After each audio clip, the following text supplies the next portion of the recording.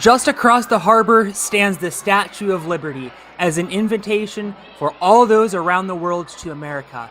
And today it has truly been an international affair, as so far we have seen 3 international champions. Will we see a 4th in the teen male division of the World Ninja League Premier Series Finals? Hello again, everyone. I'm Alex Cunningham alongside Jack Anderson. Jack, we have seen this course from Ramses and Zach prove very difficult, as in that last division, we saw no clears, and in fact, no one even get to the last obstacle. That's absolutely right, Alex. I mean, the teen female division brought together 12 of the best competitors across the world to compete toe for toe, and we only saw 2 competitors complete the first 7 obstacles, so big hats off to the course designers. But Alex, before we started this live stream, what I was doing some counting. We have 21 teen male athletes here today. 21 who have all worked tirelessly to secure their spots here today. So they mean business, and I think even though the course may be getting slightly harder, these athletes are going to be up for the challenge. They absolutely will. I have often regarded the teen male division, or I guess I should say the teen division in general, as the second strongest division only to the elites. A lot of these athletes, in fact, have moved up to the elites because they have aged into it. Some of them still in their second year right now. But this based off of Season 8, we have some of the best 13 and 14-year-olds in the world about to tackle this course. Jack, why don't you tell them how they got here? That's absolutely right. Well, over the last 4 to 5 months now, I believe, we have been searching across the globe, running qualifiers in 8 different locations, 7 different locations. And from that, we allowed them the top 4 spots from each qualifier across all the age divisions. And what we have now done is we have brought them all together here in Ferox Ninja in New York. And they have all worked so hard to be here. I just love the international representation. You can see all the flags there that have been kindly created by Ninja Works. We can see Canada in the lineup. We can see Israel, of course, the United States. We can see the UK and Europe at large. So hopefully some French athletes in the mix. To me, this is just one of the coolest things that is being done in the sport of Ninja Warrior in its history, to be truthful. It is truly a global affair, truly a global series. As we mentioned, 3 international champions, a lot of good chances here for a 4th from several different countries. But just to break down how this competition works, if you've been here before, this is exactly the same as the other Premier Series competitions. But in case you're new, 2 courses, all athletes will run both. The placement course will be first. It's going to be fast and furious, 5 obstacles, I think in a time limit of about 50 seconds. That will determine the run order for the challenge course, and it's your traditional fall and you're done. On the challenge course, we'll re-rack in reverse order of the placement standings. 2 retries for the entire course, can't use both on the same obstacle. And whoever goes the furthest, the fastest on the challenge course, or whoever finishes the fastest, will be your Premier Series champion for 2023. That's absolutely right, Alex. In the past, we've been looking for the top 4 in a qualifier, but now we're just looking for the top 1, and then, of course, 2nd and 3rd place for podium finishes. And with 21 athletes who have all worked tooth and nail to qualify here today, it really is a battle of the best. It's not going to get much better than this in regards to ninja content. And I believe we have some athlete profiles on standby where hopefully we're going to take a moment to look at some of the best ninjas that are here on display today. Starting things off with Asa Solberg. I believe they call him the Ace of Spades. Yes, in fact, they do call him the Ace of Spades. 2nd place at the Austin Ninja Competition. He has laches for days, and in fact, he has done a 13-foot lache in his young life. Made it deep into Stage 2 at the World Championships. Certainly one to watch today. Absolutely. So many Instagram-worthy clips right there as we move on to Colt Elder, our 2nd competitor here today. They're all lining up with the Instagram-worthy clips. That's what we love to see. First place at the Motive Qualifier. Went out early at the World Championship. He has competed at a very high level in a number of other competitions, including at the Northeast Regional Championships, where he finished 2nd. Also finished 1st down in North Carolina at UBW earlier this year. Obviously, as we mentioned, winning that motive competition to get here today. Makayo Stammer, I've learned how to pronounce his name since we last saw this young man, joining us from up north in Canada. He crossed the border to go to Life Force Ninja, where he finished in second place. Also made it to stage 2. Like Asa, he also has a 13-foot Lachey in his arsenal. Finished 4th in the Canadian Ninja League finals a year ago. He'll be going next week to the finals again. But this is the man I'm looking out for, Oliver Luttman. 3 times he has been to the World Championship. 3 times he has been a world champion. He never even fell on an obstacle at the World Championship until the end of stage 3 last year. Missed this year with an injury, but he's made up for lost time by winning the competition at Modus and looking for a Premier Series title this year instead. That's absolutely right. Sorry, you go. But this is a young man who very well could take him down. Sean Arms, 2 times he has won the World's Strongest Ninja competition at the World Championship.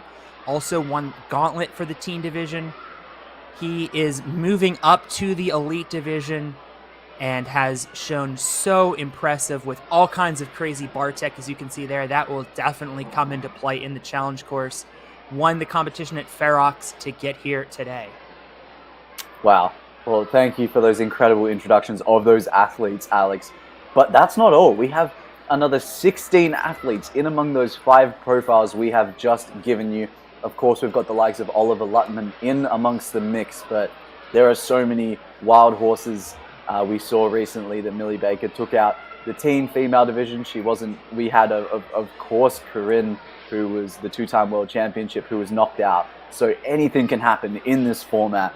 And with 21 competitors, one of the most stacked divisions that we've had all weekend, it really is anyone's for the taking. 2 names right in the middle of your screen as well, Nick Warren and Nathaniel Honvu, have been tremendous in so many competitions in their careers. Both have won quite a bit and have an extensive resume. But we have our first competitor coming up, and the first to use this rig with a flyway to boot, Makayo Stammer. You love the confidence from Makayo there. This is going to be our first look at the teen male qualifying placement course. I'm not too sure if it's changed since the teen female course, but when Makayo comes in and does a backflip just off the front, you know he's got confidence in spades. And now the question is does he have the speed to match it? They have an incredibly difficult time frame here, 50 seconds on the clock. The teen females had 1:10 and they were pushed. So these ninjas are really going to have to go for it. Makayo trying to get through here, skipping the ring, although going to that sidebar. In fact, because if you see, that trapeze has been replaced by nunchucks, and perhaps that's going to start to get skipped. Timer going red. Yeah, you can see it clicking down here, but he's got the flow. What an incredible link there, Alex. 3 seconds on the clock there. He's happy. He's celebrating with his mate, and it's what we love to see here on the big stage. He starts off with a backflip. He's got the confidence, which is half the battle with Ninja at large. And had a little bit of struggle there on the flow, just had random momentum shifts that he couldn't quite control there. But Makayo is going to be our first competitor, first finisher, throwing down the standard that others are going to need to match.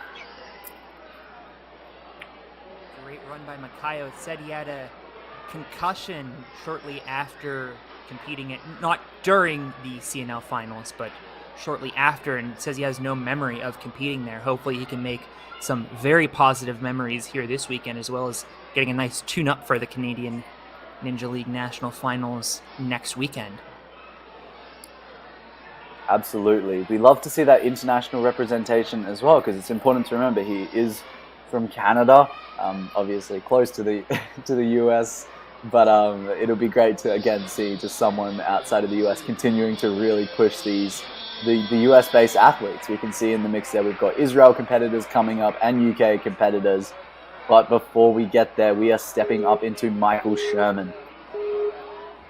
Michael, another young man who moved up to the Elite Division in Season 9, like we mentioned. The Open, these divisions based on Season 8, and he touched down.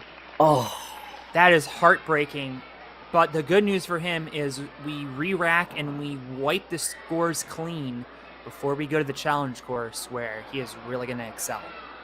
Yeah, and it's worth noting that we saw in the team female division, one of the Israeli competitors made the exact same mistake and then went on to, I believe, come out on 4th or 5th place in the end. She held on to 1st place for the majority of the standings, so anything can happen there. Certainly true, and we move on now to Ryan Harsha. Ryan, although he is an American athlete, has an extensive resume outside of the United States. You can see he qualified at True Function in the UK, also got 3rd place at the Barbados Ninja Throwdown, so quite a world traveler is this young man. I remember Ryan Harsha now. He was a very standout candidate here. And I believe, didn't he fly to the UK from memory? Yes. Yeah, just the dedication on this young man. You love to see it. He was a feared competitor, and he has really earned his spot in this competition. His bio says, "Rocking Ryan, rocks classic rock on drums and guitar just like he rocks ninja courses." Well, he's rocking this course so far. Yeah, this is a phenomenal time. This could put him into top place if he can keep up this flow. He's got to get this link here. It'll be interesting to see how he goes. He's got sideways momentum. It's not playing to his strengths. He's going to have to link it if he wants. Dismount doesn't have it, and he's hurt again. And you can tell he is so disappointed. But again, it's not nearly over yet. He does still have the challenge course. And it was better than Michael Sherman's early exit there, so Ryan will still be well placed because mistakes are inevitable on this course. The time frame is tough. And you can just see Ryan there. He's going to have to, I guess, recover, get back in the right mindset, and get back after it. But that Lachey lane has so awkward momentum shifts that I guess the ninjas aren't as used to navigating. Yali Eftar is going to be our next competitor. Says he's the ultimate ninja warrior, breathes, eats, and sleeps ninja. Also got 2nd in both the Youth League 2023 and the Maccabia Games 2023. Well, I'm excited to see this young man onto the course. Big shout out once again to the Israel Ninja League for securing these athletes a spot in this competition and just kind of funneling us the best ninjas from Israel amongst the many that there are. And Yali is just crushing this course so far. The time limit is strict though, so whilst his pace is good, it's impossible to tell at this point if it will be good enough. And this could cost him, Alex. Swing on the launch coaster, gets it though, and dismounts. 15 seconds on the clock. He's going to have to break some records here on Lachey Lane. Does he have the flow here to be able to pull this off? Oh, maybe he does. Maybe he does. But I think he's just going to run out of time. Yeah, try to heave there for the buzzer. For the last bowl and then to the buzzer. Didn't quite work. Nevertheless, solid run by Yali. Yeah, it's crazy to think that for our team females, they had 1:10 on the clock and were really being pushed. And now we've given these team males 50 seconds on the clock. It just goes to show why we aren't seeing that many clears since our first competitor, to be surprising, Mikhail, who did the backflip. Maybe it's a confidence thing, Alex. Maybe we need to see some more backflips in here. Maybe. Well, we'll see what kind of confidence Nick Warren has. Nick has made basically all of our promo pieces for the Premier Series based on what he did here in the challenge course. Turned a UFO into a vertical limit. He has incredible grip strength, incredible finger strength. That will give him great confidence later on in this course. Yeah, I remember when he turned that into a vertical. Whoa! Oh my. What are we witnessing here, Alex? Nick Warren isn't just going for a completion. He's going for the top spot here. 28 seconds on the clock. He's got great flow. He has incredible strength here. And this could be throwing down a sub 40 time if he can get this right. Has to take a backswing, Alex. That's still going to be 34 seconds and change. 34.7. Incredible stuff. Nick Warren finding new and innovative ways to get through this course. I'll tell you what, watch out. Nick Warren innovated with that cliffhanger on a disc just in his qualifier, and now he's innovating once again. Nick Warren, on the challenge course, when it's not just about speed, it's about strength, he is going to be a scary prospect to come up against. That was phenomenal. There's really no other word for it. Completely agree. Well, next up, Nathaniel Honvu. They call him Ninja Nuteen. We see him all the time in Iron City Ninja, where just a week... I take that back. We have a change in the run order. If we can get a... Okay, next up we're going to have Oren Bitan.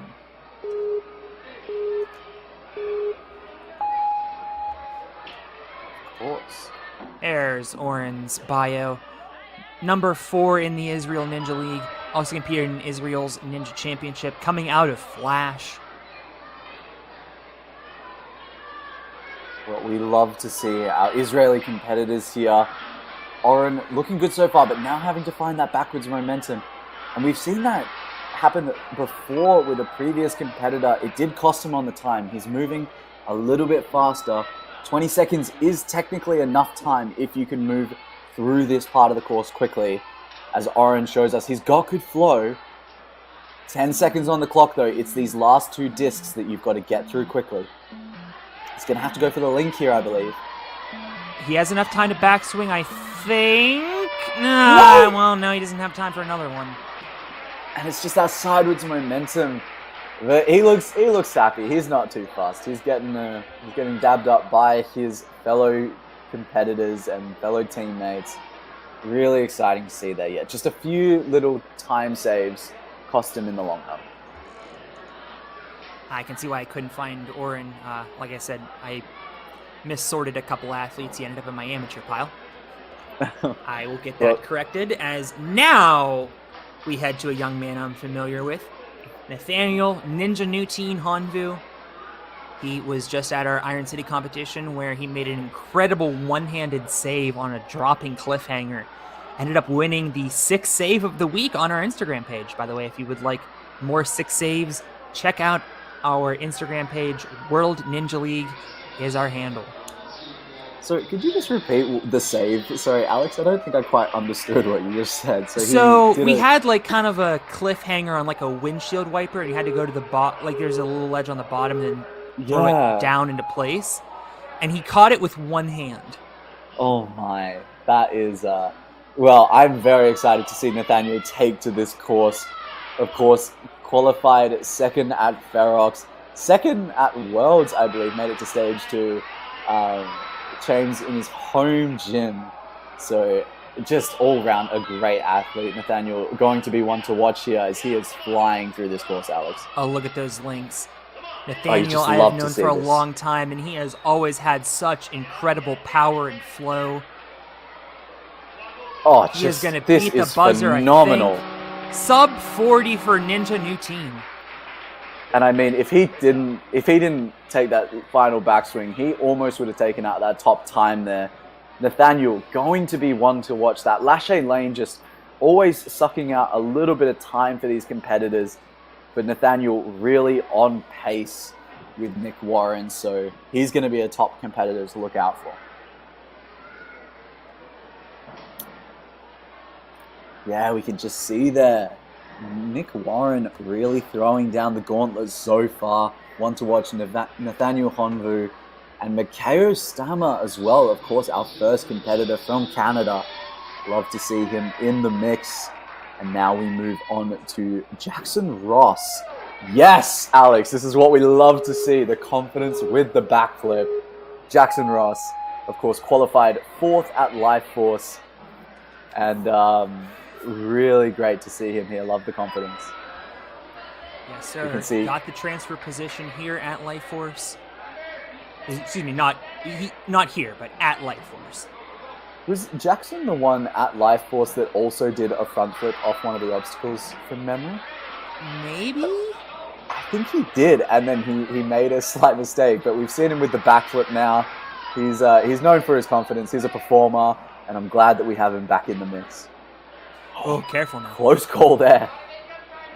Okay, Lachey lane with 10 seconds left.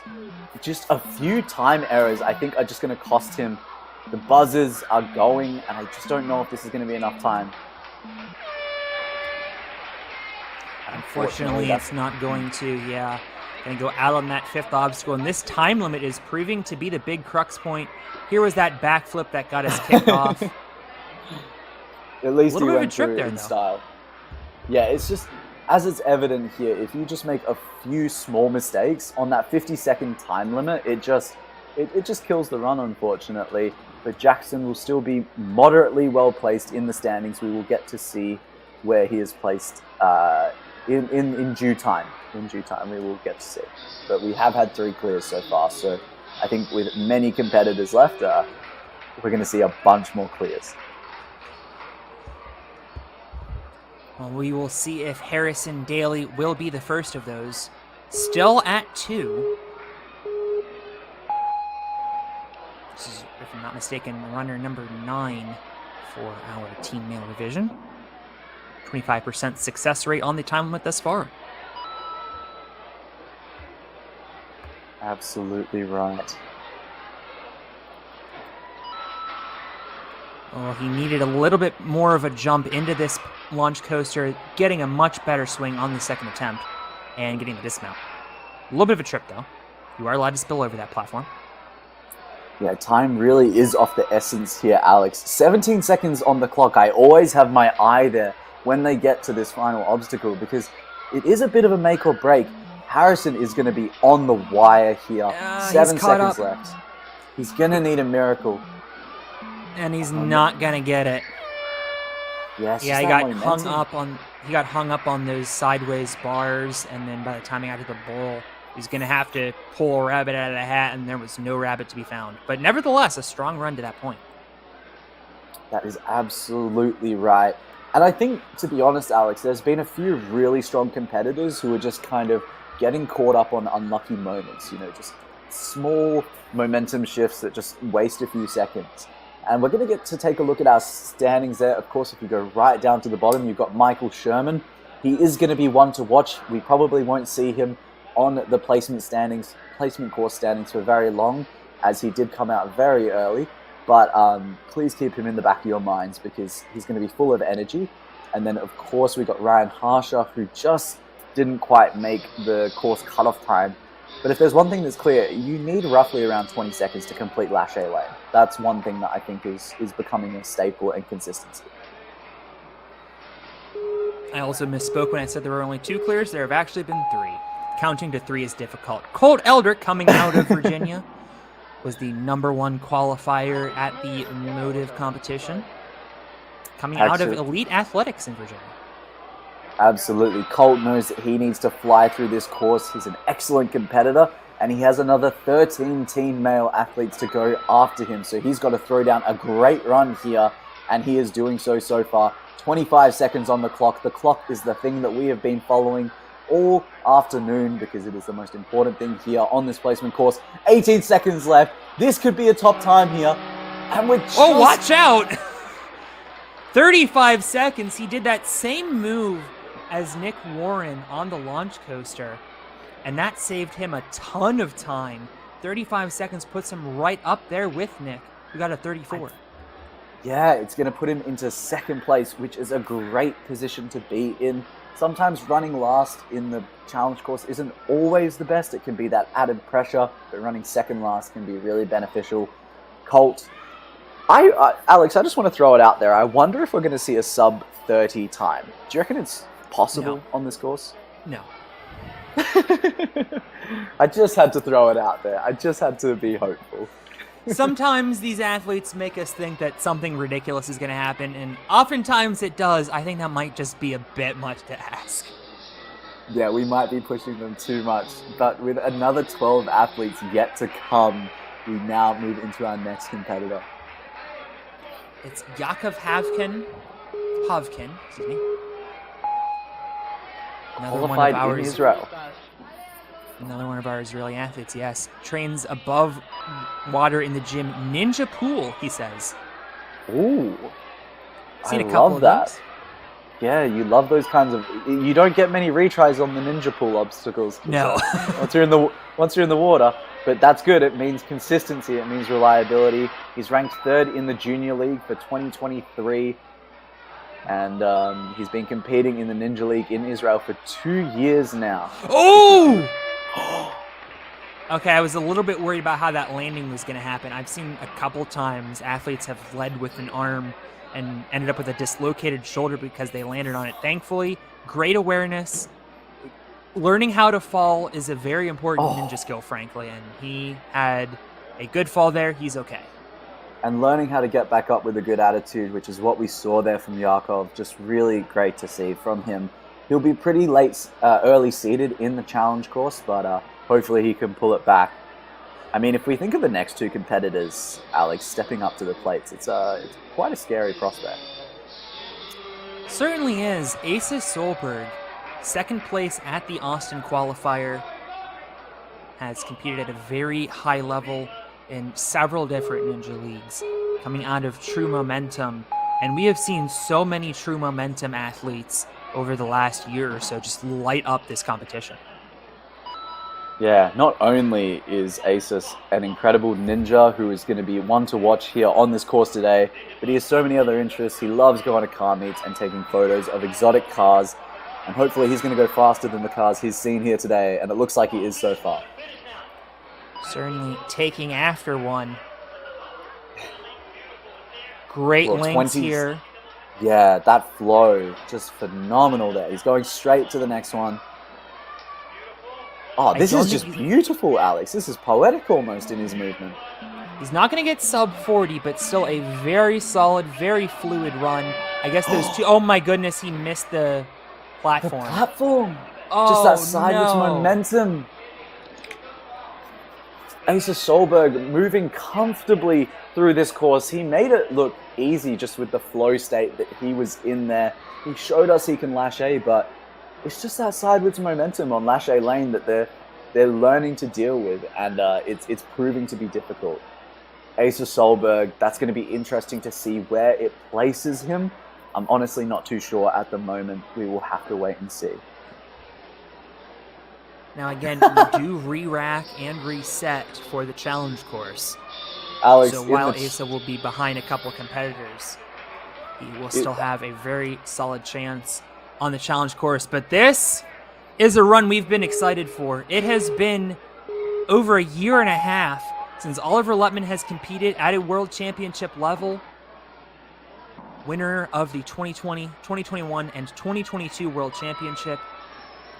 Going to have to opt for a Premier Series title this year if that is in the cards.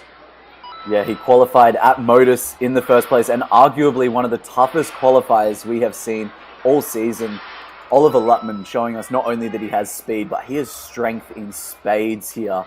And let's see how he goes. 20 seconds on the clock. That's usually the timeline that people need to complete it. With this momentum struggle, Oliver Lutman is going to have to go for it. And he is. 10 seconds. Inside of 10 seconds. Oliver, not necessarily a speed athlete. I've already seen him as more of a stage 3 athlete. He might need a link here. And he does. Okay, well, he got the buzzer. He's going to get a late run. And he will have a couple of athletes after him, which is going to be a huge benefit. But Oliver Lutman does finish this placement course. Yeah, definitely not the fastest of runs, but we do know Oliver to be a consistent athlete with strength. So hopefully he's going to bring that out on the challenge course, which is when it truthfully matters. And Alex, in the chat, we've been told by Enzo, of course, one of the ninjas that we've been playing his sponsorship ad all throughout, that for the 30-second barrier that I said, he said he's going to prove us wrong. I cannot wait for him to prove I hope he does. I hope he does too. I'm going to be honest with you. Yeah, I hope all the elites and all these teen male ninjas just go for it and just absolutely crush it. But now we're moving into Leo Castro, SoFlo Ninja. They are such a dominant team and set of individuals who show up at every qualifier, just doing so well. Qualified second at Motive Ninja behind Oliver Lutman, I believe, if I'm not correct. No, sorry, he was at Motive Ninja, not Motus. and 111th at the World Championship coming out on stage 1. So great ninja, great experience, and Leo is flying through this course, but now losing some time there. Yeah, a little bit of a bobble, but that is okay. Good landing. Needs to pick up the pace a little bit if he wants to finish. 18 seconds remaining for this Lachey lane, but that is plenty of time. Yeah, you say that, but it needs to be a perfect one. Leo Castro showing us that he has flow here. He's going to have to link it. I know he has the ability to, but he's going to take a backswing, and that's going to cost him. Oh, and I think he would have, but he just didn't have the momentum going the right way. Correct. And, Alex, I think at this point, if you do get a completion, you're still going to be very well placed. I think what is amazing about this placement course is how stacked this ninja lineup is. Probably one of the most stacked team male divisions we've ever seen, and yet they're still struggling because of that 50-second time limit. You're exactly right, and it's causing people to, they have to rush, they have no choice, and as a result, we end up seeing a lot of athletes, making mistakes. If they would have just taken it normally, they would have beaten it easily. That is absolutely right. But you know what? It's what makes for a great course. I would rather. It's a nice thing to see that the ninjas are really having to push themselves. We can see Sean Arms now stepping up to the podium, taking out his music. I have no idea what's in his ears, but we will have to hopefully find out one day. Maybe it could be some 80s music, could be some rap music. Who knows? But Sean is a force to be reckoned with. He came first in the Ferox qualifier, trains out of his home gym, and winning the world's strongest ninja 2 years in a row. Alex, you touched on him earlier. This is a man to watch. He certainly is. He has lived up to his name. And if I'm not mistaken, he won the over-the-ledge skill 3 years in a row. So he is an incredibly strong young man, proving it so far here. Won the competition here at Ferox as a special invitee, and now on his way to potentially a Premier Series title as well. Things going good here, but getting a little crooked. Makes the catch. Yeah, and it'll be interesting here to see. He's got time for the completion here. It looks like he's going to go for a link, potentially. No, it looks like he's going to take a second backswing. He's going to have to take another one. He's crooked. He's crooked. He's got to get out of there. No! He can't get out of there. He's not centered. Sean Arms.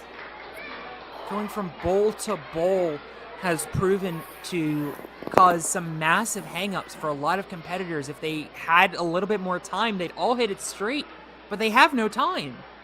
And it just, you read this young man's resume, winning the gauntlet, winning Strongest Ninjas 2 years in a row, winning a skill 3 years in a row, and he still came unstuck. I think that's a testament to the course designers and how incredible this course is. And Nick Warren just standing on top of the podium right now, just doing an exceptional job.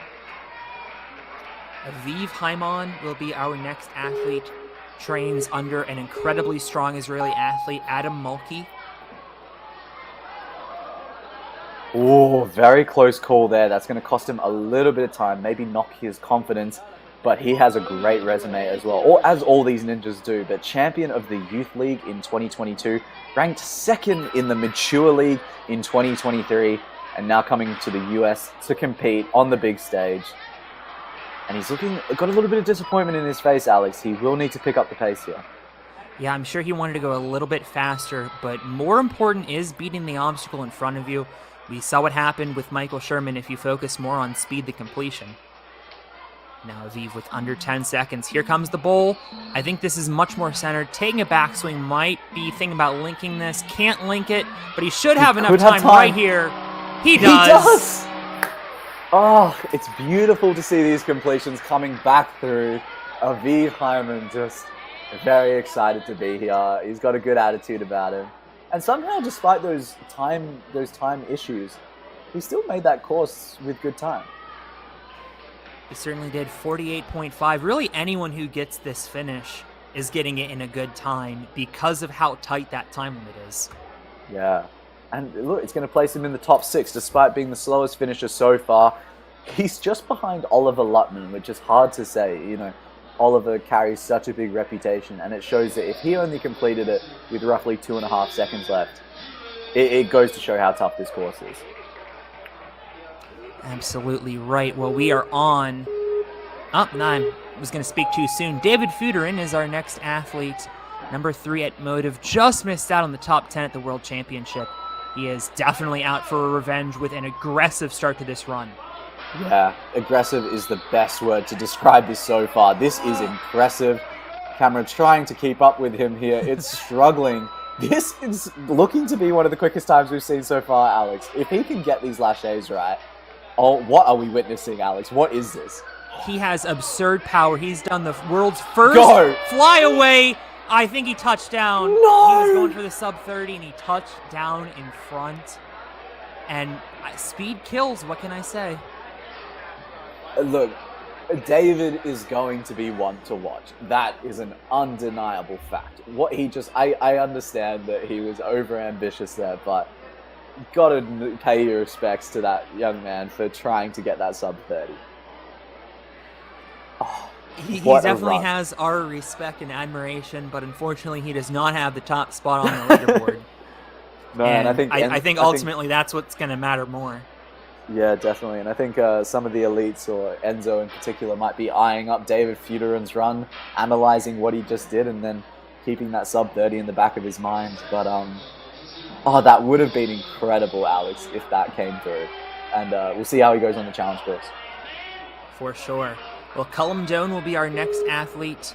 Got the transfer spot down at Austin.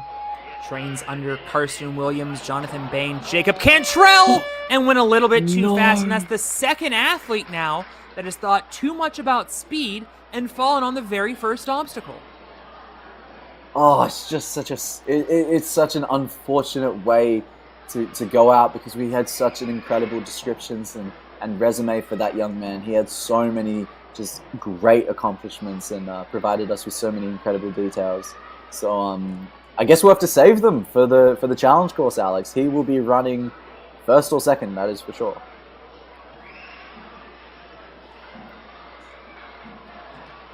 Noah Dahl is coming up next, and now we are on to our final 5 competitors. Noah, we've got I've some seen big names. come through the Midwest circuit a couple times, coming out of the Warrior Factory. Made it to stage 2 of the Worlds. That's what you love to see. I think anyone that makes it to stage 2, it's always very impressive to see. And I think if you can make it past stage 1 of the Worlds, you're a force to be reckoned with. Completely agree. We try to shoot for 35%, and this year in almost every division, it was under 35%. Wow. No, that's great. It's good to keep it competitive here. Just looking at the standings, if you complete this course, you will be in the top 6. Nick Warren and Colt Elder, the ones to watch, followed by Nathaniel Honvu, Mikhail Stammer with the backflip, Oliver Luttman, our just reigning world champion at the moment, just dominating all competitions. And Aviv Hyman, of course, we've got to cheer him on from Israel. That international representation is what we love to see. We've seen 3 international winners this weekend so far, and who knows, we can make it a 4th.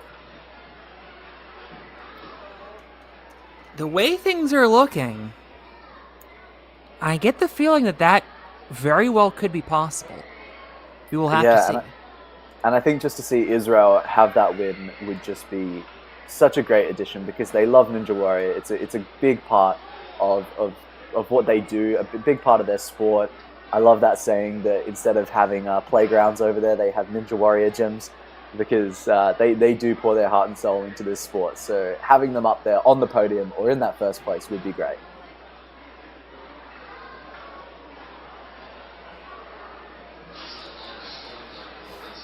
But yeah, just as we wait for that final competitor, I believe we're getting started now. And of course, just once again, got to pay our respect. Noah Dahl is just hyped up. He is ready to go. And we love to see it. Hopefully you didn't have to censor anything that just happened. Team male division, final 5 competitors. Noah Dahl is the first of those 5. Actually finished 5th at Ferox. I believe he got in as an alternate. And so we're just being told that Noah is a rapper. Not only is he a phenomenal ninja, he is a rapper. And if there's one thing rappers have, it's confidence. And Noah has it just in spades, to be truthful. This is great here. Confidence is half the battle with Ninja. And he's showing so much strength, so much confidence. And perhaps rapping at the start is paying his dividends here. 15 seconds on the clock. Your feet. Great job centering to grab that bowl. And should be able to link the dismount. And he also came up short. And what is happening? Better safe than sorry is becoming the new motto that these ninjas are going to have to adopt here on this lâché lane. That second bowl lâché just proving to be further than they realize. And that's just going to knock him down a bunch of places there, even though he had roughly... he would have been in the top 5 probably if that run was completed. And that's going to put him down in place number 9. Not a terrible spot, very much middle of the pack, and we've seen a lot of competitors still take out the win despite being in the middle of the pack. But seeing that beta always is incredibly helpful. So all the later seeded competitors like Nick Warren just have a huge advantage there. Yeah, I mean, it's hard to even call that the very top of the division because there are a lot of very, very strong competitors, not only in this division, but that didn't clear this placement course just because the time limit has been so tight and so many mistakes have been being made. I mean, just looking at the names, we've got David's Feuderin, Sean Arms. I think those two are candidates who need to be watched out for. Very much just didn't quite finish, but a very strong competitors to look out for. And then Asus Solberg and Noah Dahl just again. So, Alex, I believe we have 3 more athletes to go after this, 4. if I'm not mistaken. 4 more athletes. They just keep coming. We have flown through these athletes so far. They're just crushing this course, and it's a really well-run format. We can just see the start up here. Oh, make that 5. This is a late registration. Ryan Cooper actually won that competition down in Austin. Ryan really impressed us in that competition, being one of the smallest competitors in that field, but he had grip strength for days. Literally, that is the best way to describe it. And flow, which is hopefully going to help him on the lâché lane. Just got to get the momentum here. Yeah, still time. He has been moving quite quickly, especially here on the dominoes. Yeah, 22 Ryan seconds. Surprisingly making that mistake is still moving faster than many of the other ninjas. Alex, this is so impressive from this young man here. And he should have a good lineup. Knows better than to chuck for the dismount right away. Takes a backswing, and Ryan Cooper is going to get it clear. Shrugs off. I mean, dude, only 7 people have cleared. That's a huge accomplishment. He's just like, it's whatever. Gritty at the I start want the line. win. I love when these ninjas show their personality. They let it shine. They've got the confidence. And I think the thing with me with Ryan is he still made mistakes there and yet still threw down a great time of, 46 seconds in the end? Yeah. Just looking at these last 4 competitors, the diversity, the international representation there is incredible. We're going to see a French athlete in 3 runs' time. Vincent Maurice, that's really exciting. But in the meantime, we've got Gail Shaw coming up next. Believe it or not, for as much as the French contingent has shown up at the World Championship, I think that's our only French athlete in this entire field in any division. Wow. Well, they were phenomenal in some of the qualifiers, and hopefully we can get them down next year. As we go through... Yeah, Israeli competitor, of course. 3rd in the Maccabia Games, champion of the teens this year, and he went a little too fast. He's okay, thankfully, but his knees buckled, and he went for a tumble. Yeah, just that trampoline tech, like just something as simple as a trampoline. I was about to say, as you said, he was the champion of the Israel Teens League. Wow, okay, that was I just quite noticed the tumble, he wasn't centered. He missed on his left foot. Oh, that makes more sense. But I was just going to say, he was flying through that course, so despite coming out there, I still think these team male athletes have what it takes just to pull it back, despite their initial mistakes in these placement courses. As you said, Alex, time and time again, we wipe the slate clean after this, and anything can happen. Next up, Yonatan Elkayam. They call him Isco, and another trip, but he touched down. Oh. Again, it's just these early obstacles that would never, ever be failed otherwise. But because they have time pressure. Yeah. no time, they have to go for it.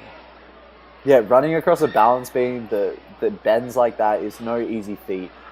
Anyone at home that doesn't believe me, go and try it, and you'll see why they slip up there. But Alex, that's our third athlete that has had that early exit now. Crazy. It's crazy. But we have so many incredible stats about Yonatan, but we will get to those in the challenge course. In the meantime, we have our only French athlete, Alex, as you said, Vincent Maurice. And we'll get the score really great great to in see a second him there. Now, third tries the charm. Shout out to our graphics department, which just doing a phenomenal job all yes. weekend. Well, there he is. There's the go. legend himself, Vincent Maurice, representing France with the French jersey that they wore at the World Championship. Unfortunately, an early exit on the log split for Vincent, looking to avenge that defeat here today. Now, not coming out on the first obstacle, which is a great start, not breaking that curse. He was first at true function. That is really important to keep in mind. So there's that move again. Alex, imagine if we had a French athlete taking out one of these championships. That would just be, that would be surreal. That'd be country number 4. Yeah, all the French athletes would be coming next year in colours as they do in the World Championships. Vincent Maurice making this course look too easy with 13 seconds on the clock here. There's the link. He's going to get the link and the dismount. Vincent Maurice is clear number 8 in only 40 seconds. I thought it was... I got the times mixed up, but what a great run there. You could see that link at the end there. He positioned that perfectly. There's no other word to describe that. He literally grabbed it by his fingertips. What a great link. And that's going to put him up in 4th place, taking on the US candidates there. Clear number 9, I guess, is we're now seeing Asa Solberg under review. Okay. What is... I don't know why... Maybe they... Did he land awkwardly? I think he... On the platform? You know what? He might have been one of them that touched down that they ruled touchdown in front, and they're reviewing to see if he actually touched down in front. And maybe they gave him that 5th punch. Well, I guess we'll wait and see. Yeah, we'll get that sorted out. We have a lot of officials down on the floor. Basically an all-star cast of WNL officials here at Ferox this weekend. And now for the final runner of this division, Graham Ogden! No! Is going to go out so quickly. 5th place in the World's Strongest Ninja. Made it to stage 2, but that, he just slipped. Oh. There's nothing else to say. These steps have been tricky all weekend, and it's the pressure, it's the time limit, Alex. It just gets to them, and I think the only silver lining I can find for the 4 athletes that just failed on that is that they're going to be well rested coming into the challenge course, and they're going to need all the energy they've got. But whilst we're looking at the standings here, we've got Nick Warren, Colt Elder, Nathaniel Honvu looking for podiums at the moment, and then Vincent Maurice and Ryan Cooper as well. There's just so many names here, Alex. I can't even. I could just run through this whole list. Well, before we look at the top times from this division, I'd really like to take a quick look at Asa Solberg's run to try to figure out what is going on there.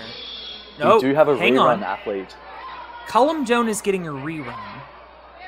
Now, I don't particularly recall what happened with Cullum. Cullum he came out very early on these steps, and I'm not sure what happened. But maybe they said he touched down, but he didn't. one of the obstacles wasn't reset. So I think it was on the first obstacle, the ramp wasn't reset. So that's probably why he was disappointed. But Callum was really excited to be here. His notoriety for his duck-themed ninja competition shorts that we can see he's wearing there, they've become famous over time. And so has his ability to fly through Lachey Lane. 18 seconds left on the clock. I'm glad he's gotten a retry here, Alex. This is good. All right, he's dead center, makes the catch, going to need an extra action. He's going to need a couple extra swings. He's crooked. He's crooked, and he just bails out. Nevertheless, 4 obstacles, a heck of a lot better than none, which he has made very good, I would say, on his second attempt. Yeah, it definitely is better than none. He won't be running first. He will be likely running middle of the pack with that time. He was relatively fast. I'm not sure where it will place him in the standings, but on our second and third page, we will get to see that in due time. I think in the meantime, you wanted to look at another run, Alex? Yeah, I wanted to see Asa Solberg's run. The one that's under review. That'll be interesting to see where it places him.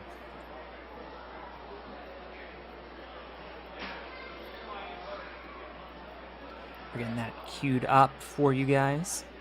So cool that we have these replays, by the way. Yeah. Now, I'm interested to see, you mentioned... Oh, you know what? So I was wondering about this, because the last... Like, he made the... So the last obstacle is a little confusing, because there's not strictly a platform, so to speak. But I was wondering, because he technically met the 3 steps of completing an obstacle. He touched the platform. He touched it with his hand. We don't tell you how you have to touch it. All platforms are hands and feet. He crossed the front plane, clearly, and he disengaged the previous obstacle, which physically you have to unless you're 20 feet tall. Here's one more look at it. Yeah. He kind of tripped off to the side and then hurried up, went back for the buzzer. And I'm guessing what happened was they ruled him a clear and then gave him credit for running back to the buzzer and hitting it. Well, props to him for actually going back and running that buzzer, because a lot of competitors would have just given up. But if that is the reality, then he'll be placed in 8th spot rather than further down the food chain. But I guess in the meantime, Alex, it might be worth, as we transition into the challenge course, just taking a look at these top competitors. I think we've got to get up Nick Warren's run. I mean, he threw down the 34-7, and now that we've seen everyone else run, I think now we can truthfully appreciate just what he managed to pull off. It was a great display of strength, flow, and every natural characteristic of what makes a great ninja. And I think everyone's going to be shaking in their boots when they know that they've got to come up against this man in the challenge course. Just the power. Yeah, I mean, so strong. And he took a backswing. Somehow getting 4th. Yeah. In the final results. I'm looking at his placement course. He actually failed the last obstacle of the placement course when he qualified here. And then ended up having one of the more famous obstacle clears with that vertical limit on the final obstacle of the challenge course. So already Nick Warren off to a much better start. On the other hand, Michael Sherman, who won the placement course here, went out on the first obstacle.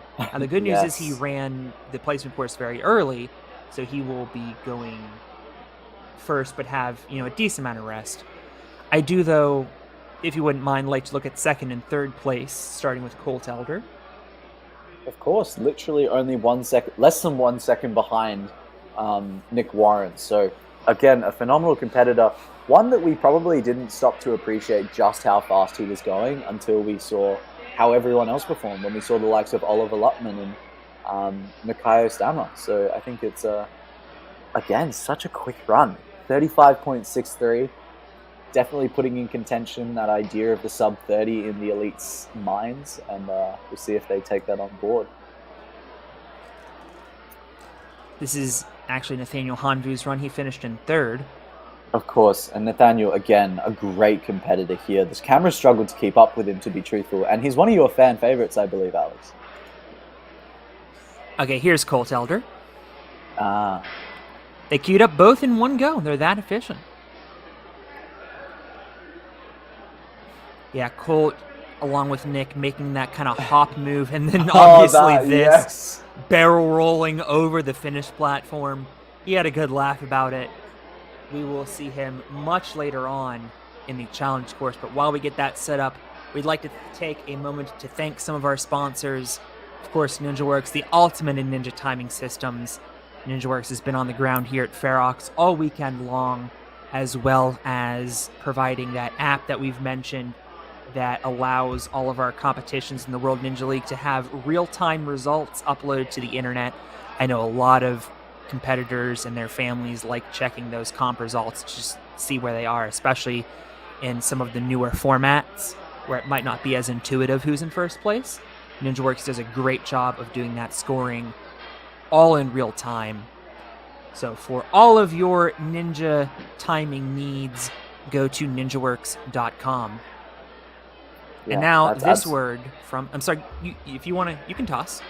Yeah, I would love to toss, over to Slapchalks, which is, it's kind of my fan favorite video at this point, because I love what the young ninja is doing in the community, and I love the innovation and the ad that comes with it. So everyone just take a moment to watch this from Slapchalks. Has this ever happened to you? Where's my chalk bag? Ooh, I have a solution for that. Slapchalks! You take the chalk ball, put it in the mesh pocket, zip it up, slap, and get your chalk. Slapchalks are made right here in Springdale, Arkansas at Interform, the small batch manufacturing company. We're helping our community and providing local jobs to minorities and women of diverse backgrounds. I'm Joseph Rao, Ninja Warrior, Rock Climber, and the CEO of Slapchalks.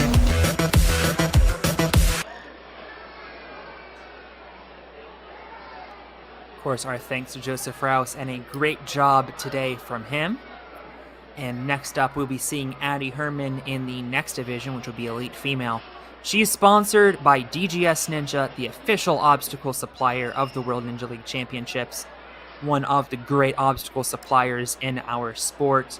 They have so much cool stuff coming down the pipeline that I can't spoil for obvious reasons, but for all of their cool obstacles that they've released over the years, go check out dgsninja.com. That's absolutely right. And as our final sponsor, of course, we've got Enzo coming up. He's throwing down the gauntlet that he wants to do a sub 30 on the placement course, but in the meantime, we're going to look at the great work he's doing with Ocean Needs Everyone. Ocean Needs Everyone is celebrating 5 years of saving the oceans. My name's Enzo, and through Ocean Needs Everyone, I help save the ocean by doing beach cleanups, seal and mangrove plantings, making art about recycled plastic, and making films regarding the ocean's health. How can you help save the oceans at home? Well, even if you don't live near an ocean, trash can end up in there eventually, so cut down on your use of single-use plastics. If you see trash on the roads or beaches, make sure to pick it up. Use less gas-powered vehicles, fish responsibly, and help support local organizations. I started my organization when I was 12 years old because I wanted to make a difference. So remember, you're never too young to follow your dreams and make a change. Let's all save our oceans together, one piece of trash at a time.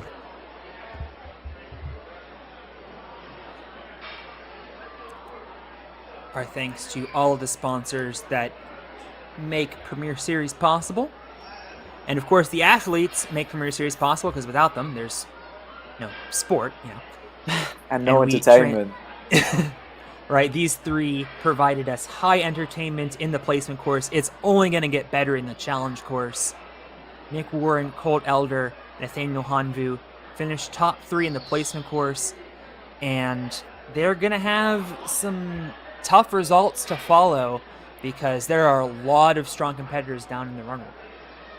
Yeah, we can just see the numbers really varying here, and Philip has done a great job of creating this graphic for us. We can see their qualifying spots. Colt Elder, the only one to come out first in his qualifier. He was 1 second behind Nick Warren.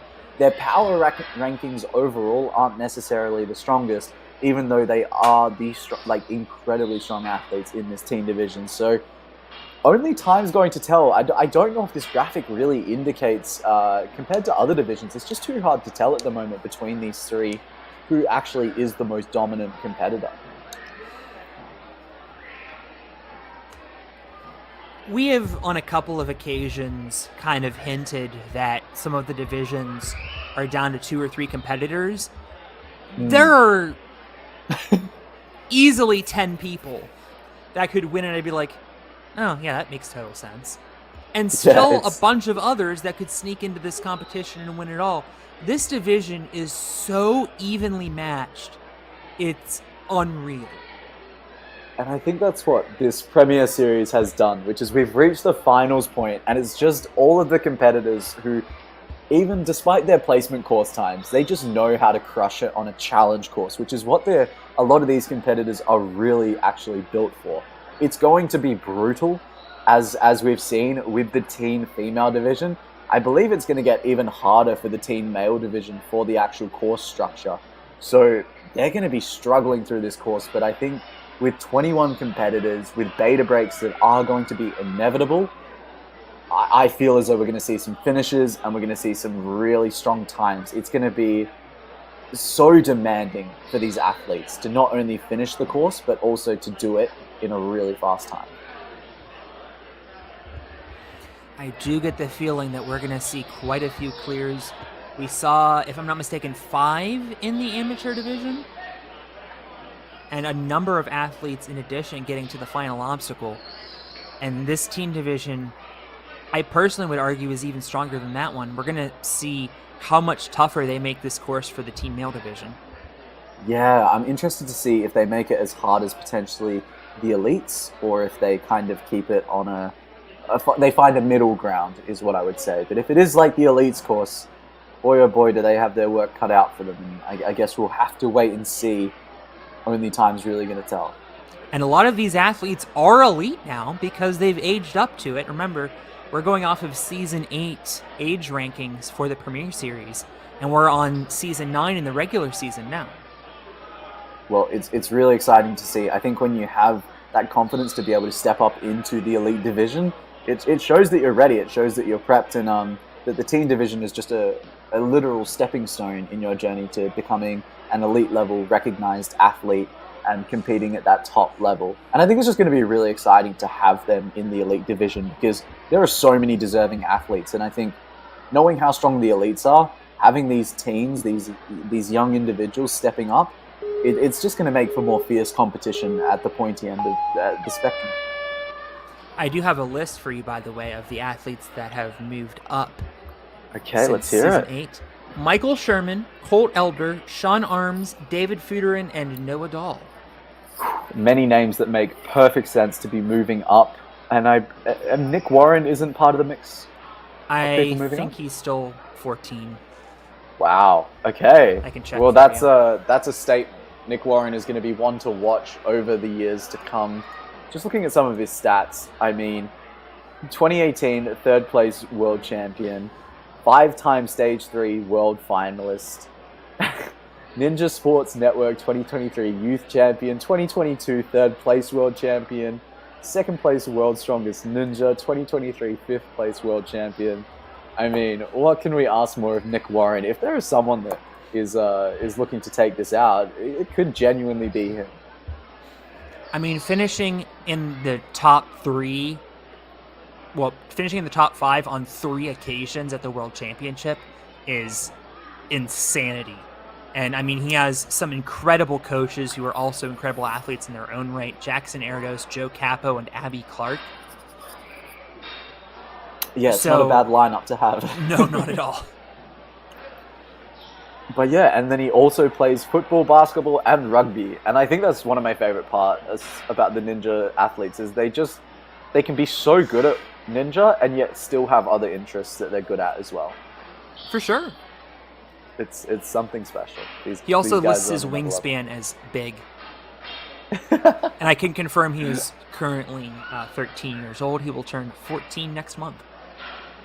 Okay. Well, I'm sure we're going to see him up in the elite division in the years to come. Oh, for and sure. rightfully so. And then, of course, looking at, Colt Elder, the other, I guess, individual looking to take on the rivalry there, he's going to be one to watch. But Alex, enough chit-chat. We're moving into the actual event once again. The challenge course for the teen males. The smoke is going. And we are going to start with some incredibly strong competitors who just made early exits that they have so much more to prove. Yeah, Michael Sherman won the placement course last time we were here, qualified in the top 4 of a stacked field.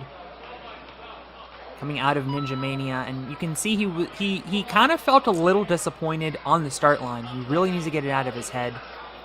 Now, okay, no, it's still spinners, but not really. I can't read. Makes the catch, and they've changed this box to make it more unstable so that people don't skip. That's genius. And I wonder if that flying bar is the dropper. It is positioned higher. Oh no, here we go. Oh, and he missed. Luckily, for anyone new, he does have 2 retries. He cannot use the both retries on the same obstacle. He gets 1 retry per obstacle. So if he fails now, he has failed. But he's going to be the first one up on the flying bar with the dropper. I believe this is the first time we're seeing it all weekend. Yes. This is going to be brutal. This jolt is huge. And to get up there, you need a lot of power. Second attempt. Okay, it's locked in place. Okay. But even going up is still tough. Oh, absolutely. This is by far the hardest flying bar we've seen all weekend. And we've got the best athletes we've seen all weekend, so hopefully no trouble on Skyhook Chaos so far. They're going to have that other ring there for the dismount. I think in the elites we're going to see another layer added to it, I believe. But that is for another day. Now coming on to Slogies. Perhaps one of our favorites, to be honest, Alex. It's a great grip strength tester. And it just looks like he's going to be... Okay, then. Well, I guess if you don't know how to train slopers, you can just turn this into a really hard cliff obstacle. I wonder if they're only allowed to grab the slopers. The only allowed to grab the cliff ledges, sorry. But I guess we'll wait and see with the other competitors there. Maybe that was just a personal choice. So I'm sure this is going to tip all the way down. It does. And it looks like he's got one hand on the ledge and then one hand on the side. Now putting both on the side. This is a big lâché, and to hold onto that cliff ledge is no fun on the forearms here. Oh, and this one tips too. This is the first time all weekend we've seen both of these boards tip. You can kick off that platform, it's hands and feet. And as we found out, apparently you can go under it. Yeah, we have learned that new rule, and hopefully we don't see the teen males using that rule to their advantage somehow. I'm sure that they won't. I guess if you really need to bail out, you just touch the underside of the obstacle. And anyway, here's the marble run. And we can just see there that the stopper is gone. I think they've got to do the Superman move. Oh, no Superman move there. No Superman move, but the stopper is gone. As you mentioned. Now, little ledges. Rope's gone here. Now, can we just all remember that Michael Sherman came out within the first 4 seconds of the placement course, now going deep into the challenge course, which is arguably much more difficult, showing us that he is someone to be watched. He's going to have to lâché here. Yeah, the cliff is out of play, and there is almost no slack on that ring. So getting to that third ledge, I don't want to say it's impossible, because somebody is going to try, especially if I say it, because as we've now discovered, if I say something, it makes competitors want to do it more. But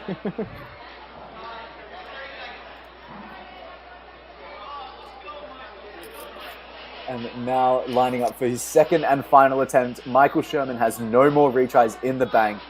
This is such a move, but Michael gets it.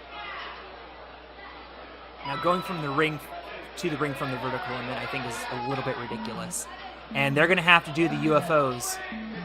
He's going to have to do it in 6 seconds. I think he's just more so doing it for fun at this point. Yeah. But yeah. Oh, wow. That just goes to show how difficult that transition is. It looks like they're going to be copying what the elites did, what the elites have to do, sorry. And as Alex mentioned in previous commentaries, that final ledge has no... Like, those discs have no lip on them. So you're really having to fight for it.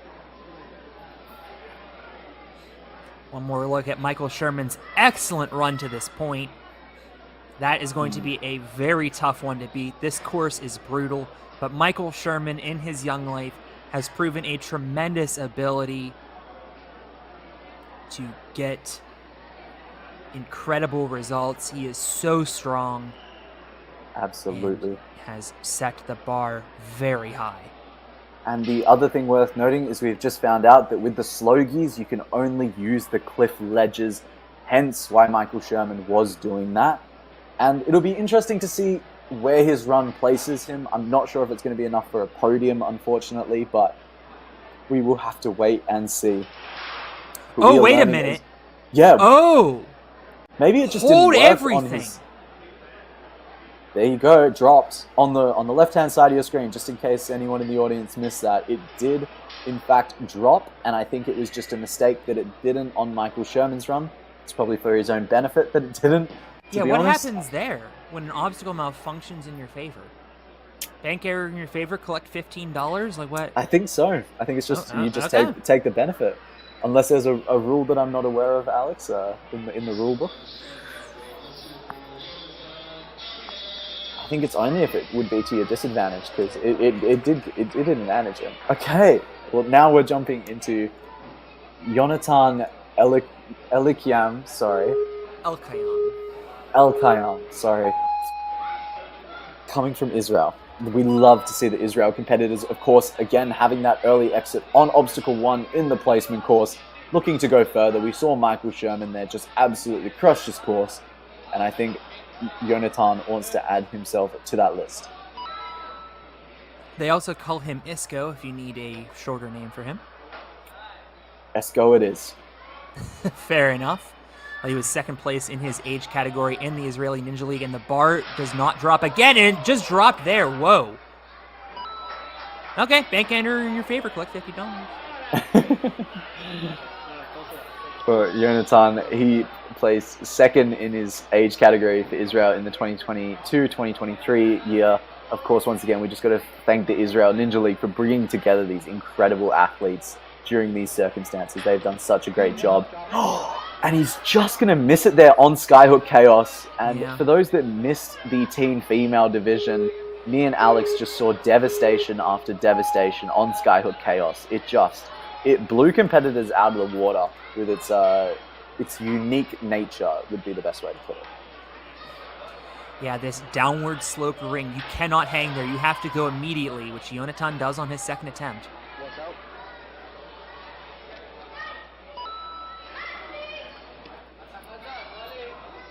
And now coming into the slopers, well, now we're just going to call it the cliff ledges, to be truthful. The cliffies, maybe? Now, what I like here is he has a Vans shirt. I assume he's not sponsored by Vans, but on the back we see the World Ninja League Premier Series logo. He's sponsored by both. Sure, why not?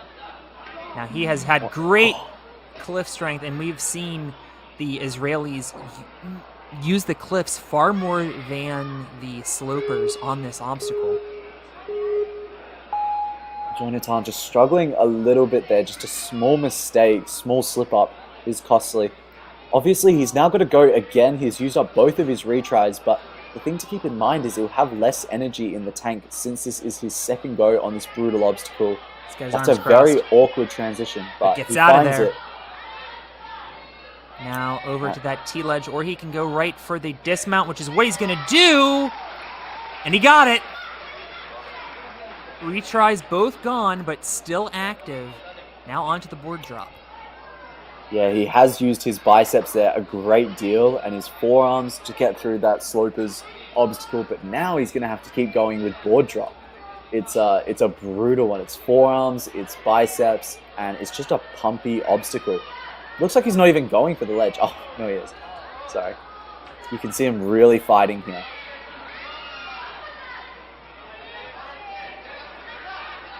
Ooh!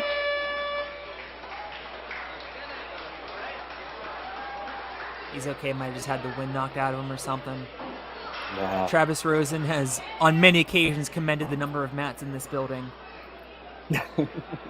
Hopefully he's fine. We didn't see how he landed on that spill out. This was scary.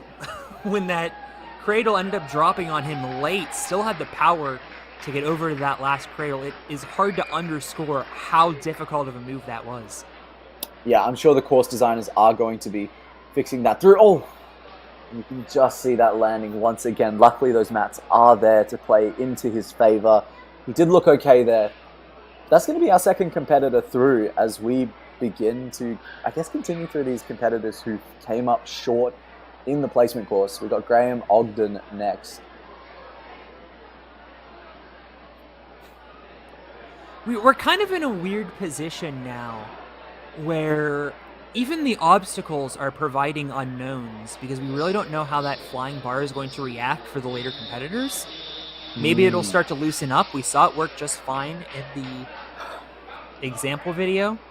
And now we finally get a chance to introduce you all to Graham Ogden. Of course. 5th place in the World's Strongest Ninja competition a year ago. Came out on stage 2, at the end of stage 2, I should say, at the 2023 championship. Also trains with his brother Reed, who's in the preteen division. And he recently competed in a National Geography bee in Washington. Well, let's see how he flies on this flying bar. Is it going to drop? It does! Okay, there's the drop. I think he had a double overhand there, which maybe took him... That's why he rolled off there at the end. With the jolt is significant. And I'm glad to see that obstacle is back in operation. That's what we like to see. We are seeing it in full force now. And that drop is huge. That is such a jolting drop for these competitors. Especially with that spinning bar. Oh, it kind of gave a little bit right there. Just a precursor, just a warning to Graham of what's to come. Lines it up, gets it the Hangs second on time. for the second attempt. Yeah, he anticipated it there, which is really good to see. He's Goes going for straight the early dismount. Did he touch down? He did. Oh, that hurts to watch. And unfortunately, Graham Ogden's Premier Series final did not go the way he was intending. Yeah, literally, it's just the best. It's a shame. It really is. I think when you make those early mistakes, part of Ninja is confidence. We've been saying it all weekend, and I think when you get your confidence knocked a few times, it's hard to bring it back sometimes. And unfortunately, Graham just couldn't find his stride here this weekend. But he's a really strong Ninja, placed 5th at World's Strongest Ninja, as we already said. So he'll be back and come back swinging. That's for sure. He'll be doing some good things in this sport. And I certainly look forward to being on the call for it. Absolutely. As we move on to another Israeli competitor, Gail Shaw is, again, the 4th competitor who came out far too early in regards to where they wanted to come out on a placement course. Came out on obstacle 1, is our final competitor who fell on that balance beam. But again, great to see him coming from Israel. And it looks like they may potentially just be doing some adjustments whilst we wait, and it just delayed a little bit. I think they're just making sure that flying bar is in order. We do want it to react the same for all of the competitors. Definitely. No, we don't want that uncertainty there. Yeah, exactly. And I've mentioned through a couple of the other divisions, it seems like the Israeli athletes are going out a little bit early in the placement and then really showing up in the challenge course. That trend kind of continuing here. We'll see how they're able to handle that dropping flying bar. Absolutely. Well, Gail moving through well so far. That is a great move on to that first obstacle, showing us that he's here to compete here. He came out early on the placement course, but this is now the big move on the flying bar. Gets it first try. Troubles. This is great. Skips the last jump. And now on to Skyhook Chaos. Israel coming in full force now. Gail just getting after it. Oh no. Now we've seen, as I say that, a number of his fellow Israelis take 2 shots on this skyhook obstacle and then get it on the second attempt. We'll see if that holds true for Gail. Absolutely. And one thing that I love is how quickly Gail is moving through this course so far. So he's saving a lot of time despite having that retry, and he gets it the second go.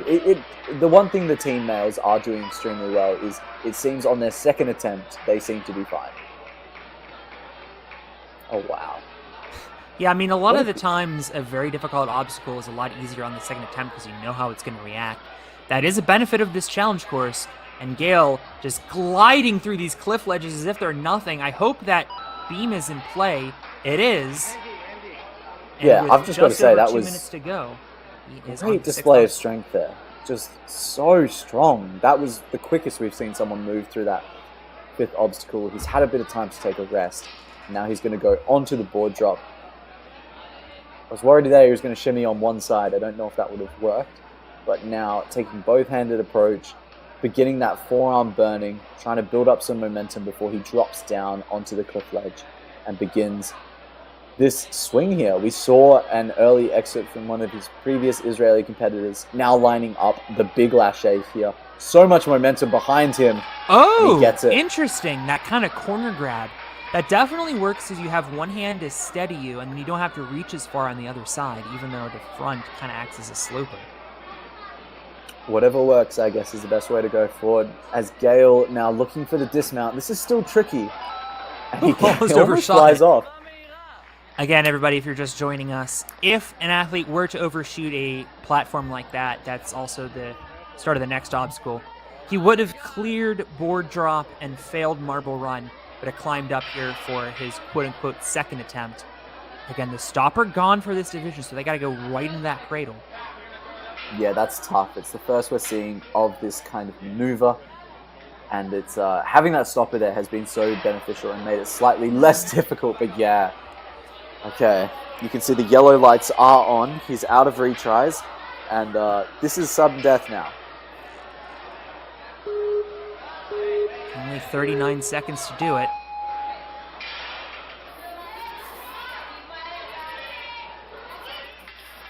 This is the pressure point and couldn't hang on. And after an incredibly taxing course, I cannot blame him. Gale Shore moves into second place with a strong run.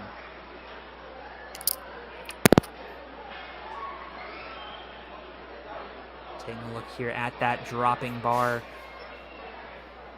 as well as the skyhook move. Needed 2 attempts at that.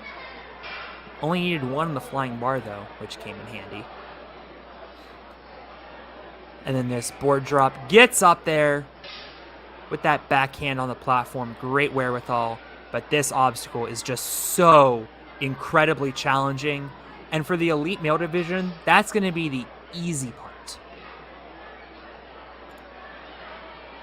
Just absurd stuff. Jack has had to step out for a moment, so I'll be taking care of you. For Yali Efter,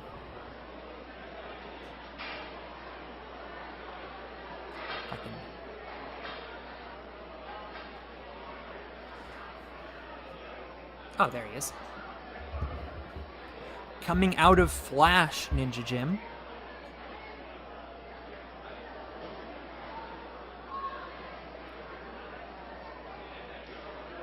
Ranked second in both the Youth League and the Maccabia Games in 2023.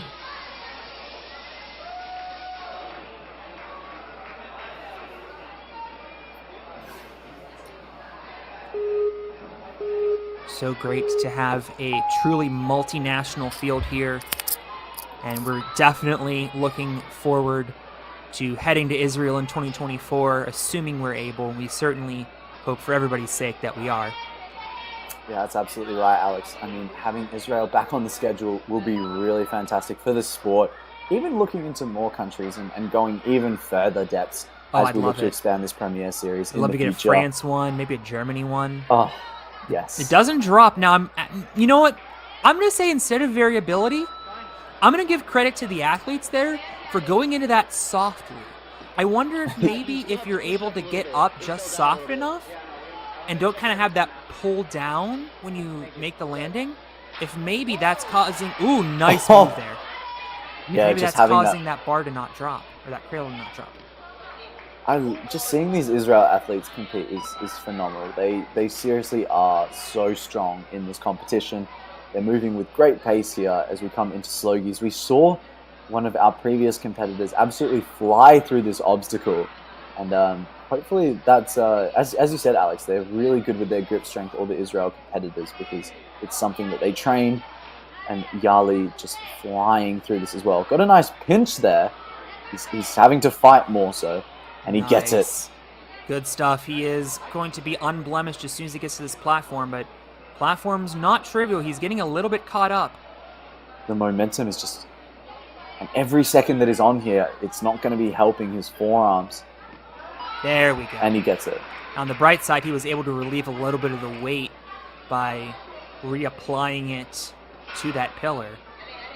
On the downside, though, he is going to be quite a bit taxed, and this is only going to make it worse. Definitely, those slopers and cliff ledges are just are no joke. Yeah, and this board drop just really is it's quite a tough one to follow after just doing the cliff ledges. It's a pumpy obstacle. There's no other way around it. You can see him really having to fight here to build up the momentum now. Catches the second board.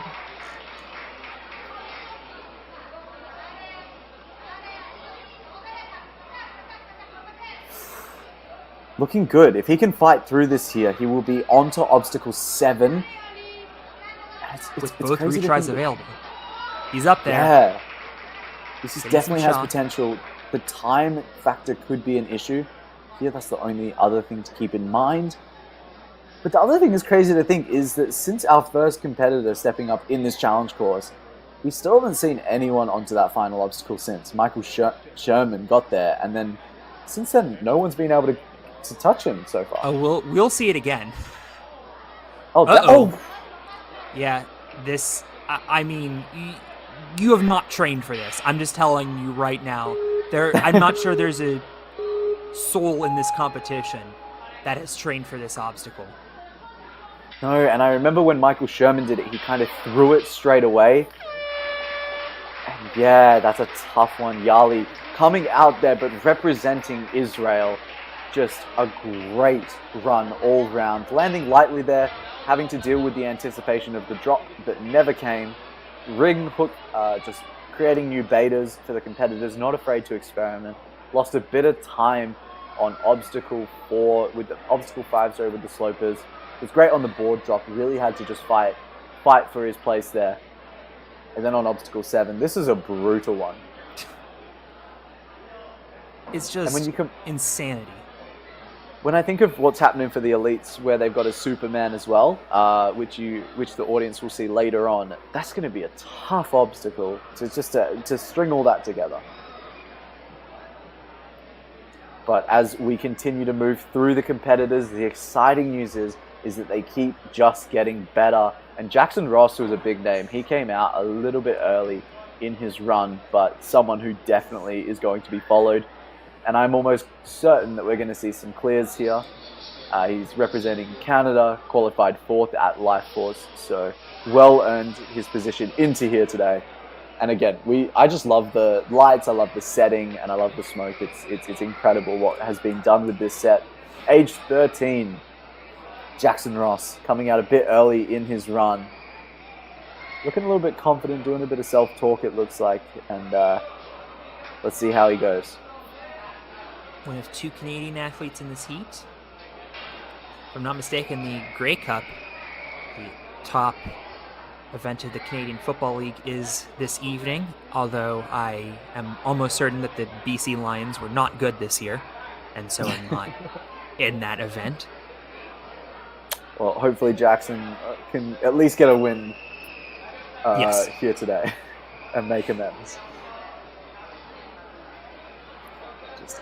If I were like a big, mean commentator, would be like, oh, he's the only person who can bring a championship to British Columbia because the Lions aren't going to, and then everyone would boo. Yeah. No, I don't think and then I'd too get happy beat up by, Captain Canada or something. Well, Jackson Ross now gearing up. He had been iced out there for a second, just on that start line of the course, but now he's ready to go. Not too many issues on the fidget spinners so far. Oh! That's a big static. That's a big boy move. Great move by Jackson Ross. He certainly has the wingspan to do it, but this is a completely different beast. Well, let's see if it drops. We're still not sure, to be truthful. It's coming into fruition. We're learning just as the athletes are, and it looks like it's not going to be dropping, I believe. It looks like they've put that in place. No, I don't think they can leave it in place. I think he just came into it soft. Because, it's dropped for some people, And I've seen it drop. I've seen it move. Well, I guess we'll just have to keep testing the hypothesis and seeing what happens with the other athletes as Jackson now moves through Skyhook Chaos, an obstacle that the team males are actually doing surprisingly well with, for the most part. Yeah. I don't think we've seen anyone actually fail here. They've had to use an attempt. Okay. That sounds right, yeah. Now, what? Was he not allowed to reset? Oh. That's a change, because I've seen people reset all weekend there. Maybe Need it's because some he went too confirmation. far? He went past the second hook. I mean, that's not a rule. And Jackson misses, and he's eliminated, so we're going to need to figure out what happened there. At least he's having a good attitude about it. That's exactly right, Jackson Ross. We will find out what just happened there. Unfortunately, we're not quite aware of the details at the moment, but only time will tell. We'll get confirmation on that. That's going to put Jackson Ross down into 5th place. It may or may not be in review, unless Graham Ogden's may be in review. I'm not sure. Maybe that's meant to be for Jackson Ross's. But I think Graham was the one who foot tapped in front of the mat. And we can see, again, the flying bar cradle is moving. So they've at least kept it consistent. Okay. Well, as we look at the run order ahead, we are starting to get into some of the big names. We're getting closer and closer to those clears. Harrison Daly, Leo Castro, We've got Ryan Harsher there, of course, a fan favorite. And then down in number 8, we've got David Feuderin. And then after that, I believe we start to get, after Asa Solberg, we start to get into the clears. Or maybe it's after Aviv Hyman.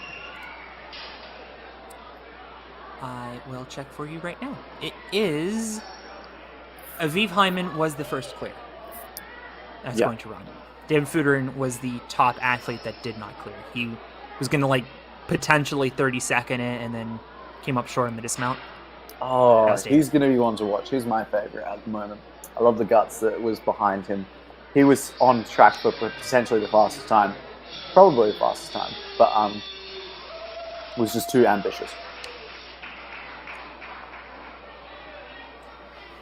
Well, here is the aforementioned Harrison Daly. Still a couple of UK athletes coming up. We have Thomas Matthews and Hollis Lansford in the elite male division. But Harrison looking to break through. There is that Union Jack. We've seen that a couple times today. Making it onto the camera, showing their strength as a nation. Oh, no! Uh-oh. That's okay. One attempt down. He's fine. And they're just resetting the obstacle now. Luckily, not too much time lost, but a valuable attempt.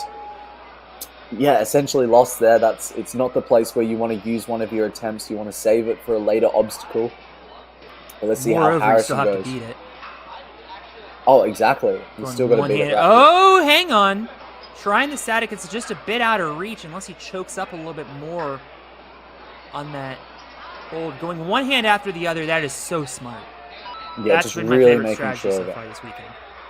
Now, he has lost a bit of time here, and hopefully that doesn't play into his mental state at the moment, because it can create that compounding effect. Harrison now lining up the drop and just misses it. Yeah, it came up short. Harrison has now used both of his attempts here. He is out of attempts. It is sudden death at this point. If he makes another mistake, he will be out and eliminated. So hopefully Harrison can now get through this flying bar and get onto the back end of this course. I do want to mention for the record that those two cradles are on the same rigging system, so they will drop in tandem rather than individually. And Harrison just couldn't get the height. Unfortunately, that is going to be the end of his run, and you hate to see that. Yeah, you really do. It's not the place that Harrison wanted to come out. And I think it just all started there at the fidget spinner. He's more than capable of getting that bar hop. But I think once the confidence is gone, once you have a few obstacles that really knock you early on, it is hard to pull yourself back and pull yourself out of it. But a great run all round. I'm sure he'll be good-spirited about the weekend. And just have the opportunity to meet so many incredible competitors is still in and of itself such a valuable experience for these ninjas. As we now move into Leo Castro. And it's not like there's nothing else to do in New York anyway. So I'm sure he's taking some time to explore the sights and sounds. No, there's no sights in New York, I don't think. It's not one of the most popular tourist attractions in the world. Right.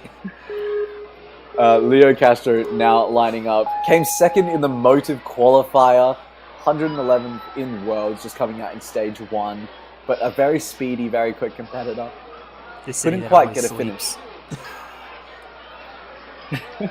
Anyway, Leo was second at motive, as you mentioned.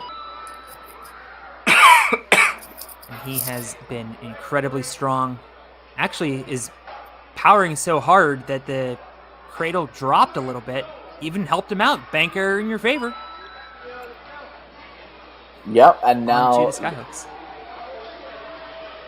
Leo 3 for 3 at the moment, which is what we like to see. I would really like to see Leo make it onto the final obstacle of this course. I think it's such a sick obstacle, and I would just love to see a ninja get there. And to be honest, he's looking strong here. His pace is good. He's got great momentum. He's got grip strength. He's got everything that a ninja needs to make it there. Actually, it'll be interesting to see how he goes on slogies. This is always one to you've either got it or you don't in regards to the strength. Yeah, and this is really tricky. Those thin ledges, only about 1.5 inches thick. And if Leo were to get to the final obstacle, he definitely has the power to do it. Just how much energy he's going to have, especially after taking a second attempt on slogies. Yeah, and without that lock-off, that he doesn't seem to be holding the lock-off at the moment, it is going to make it more of a challenging obstacle because you just have more room for error when you're not in lock-off. When you're in lock-off, you can control things a little bit better, but if you're not going to hold it then and you're going to swing through, as Leo is, it does allow for those slip-ups. So now he's going to be going for his second attempt here, reaching around for the other cliff ledge. Makes the grab.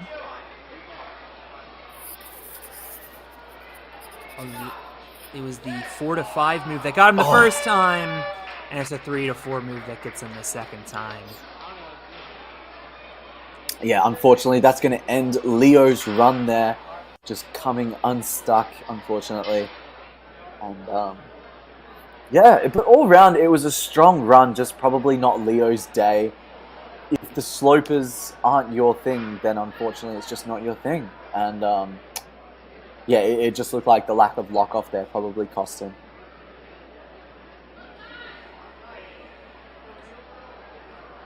You really need every ninja skill to succeed on this course. That's what we're asking for. We really are just looking for the best ninja, full stop. We're just looking for the one person who does it all, who does it quickly. And well, the next person that's going to give it a go is Oren Bitan.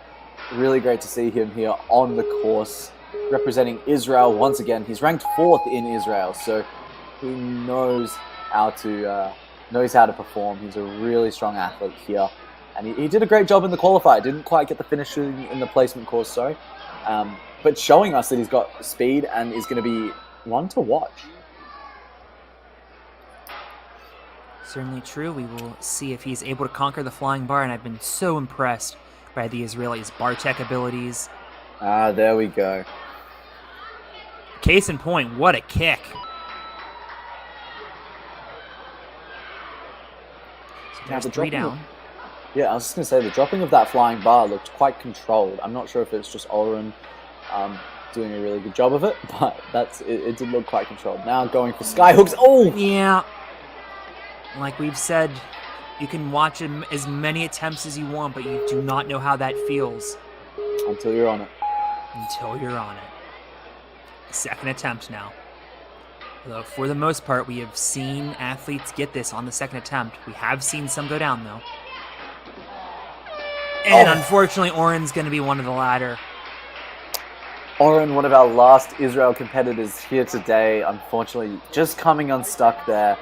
A great run all round. I think he showed us that he's got the strength, the tech, but with something just like Skyhook Chaos, it's just something that we've never seen before. Again, it's just an obstacle. It's like, okay, you haven't trained an angled ring hook like that, and as a result, it gets the best of the best.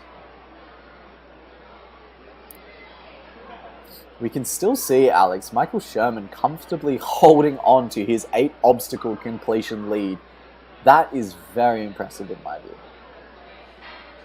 Yeah, he's still, as we're halfway through this lineup, 2 obstacles clear of the field, having run first. And just goes to show you that placement course was in fact a fluke. As we head on to one of Oren's teammates looking to avenge him. It's Yakov Havkin.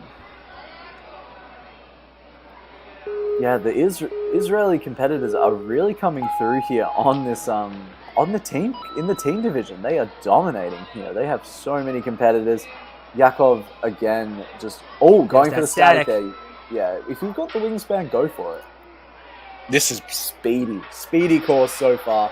Taking the drop, nice and quick. That was a pretty harsh drop. One of the harshest we've seen. He's going for the early dismount, and he's not got it. Oh.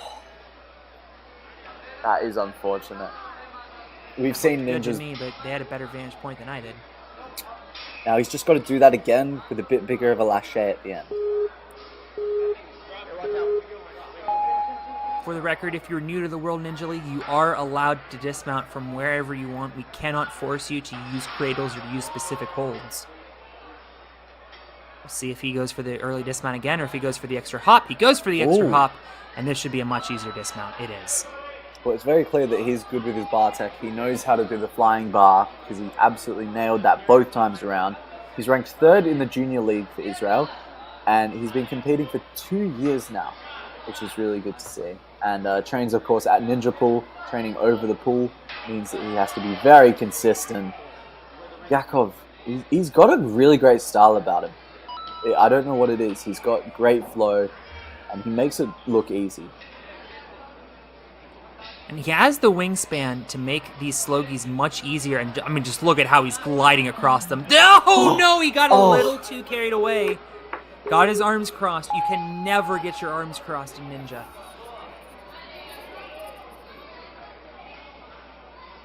I mean, you shouldn't. You shouldn't cross your arms in Ninja. Let me put it that way. Now, second attempt. Hopefully he doesn't undershoot it again. He's now putting both his hands on that small ledge, and he slipped. If only he would have done it the first time, maybe he would have had the energy. That's going to close out Yakov's run there. Unfortunately, unable to go much further into this competition. And Alex, that still means Michael Sherman is on that top spot. This is blowing my mind that no one since our first competitor has even made it close to Obstacle 9, sorry. If he comes back and wins this from the first position, that is going to be one of the great all-time moments in World Ninja League history. And the crazy part is that we didn't even appreciate how far he got when he was doing it, because we just couldn't. It's always with the first competitor. You just assume that once they do really well, everyone else will do really well. But Michael Sherman, one to watch here. Oh, Ryan Harsher, the young man who's man of the hour, flew to the UK for his qualifier. So if there's anyone that means business, it's Ryan. Completely agree. A world traveler at such a young age. I mean, I am over double Ryan's age. The furthest I have been out of the country was Toronto, and that was earlier this year. And yet this young man has competed in both the UK and Barbados. Good on Chris him. and I keep saying we're going to go every year, and we never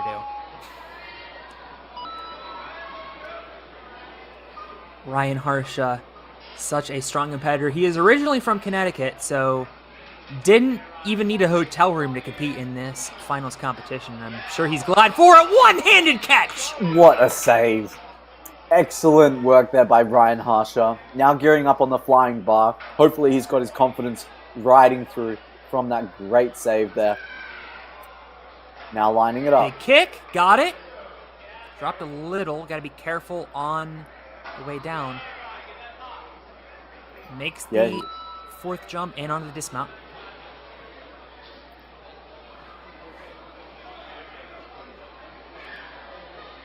Skyhook Chaos now having a little bit of trouble reaching up to that second hook. Ryan is one of our shorter competitors.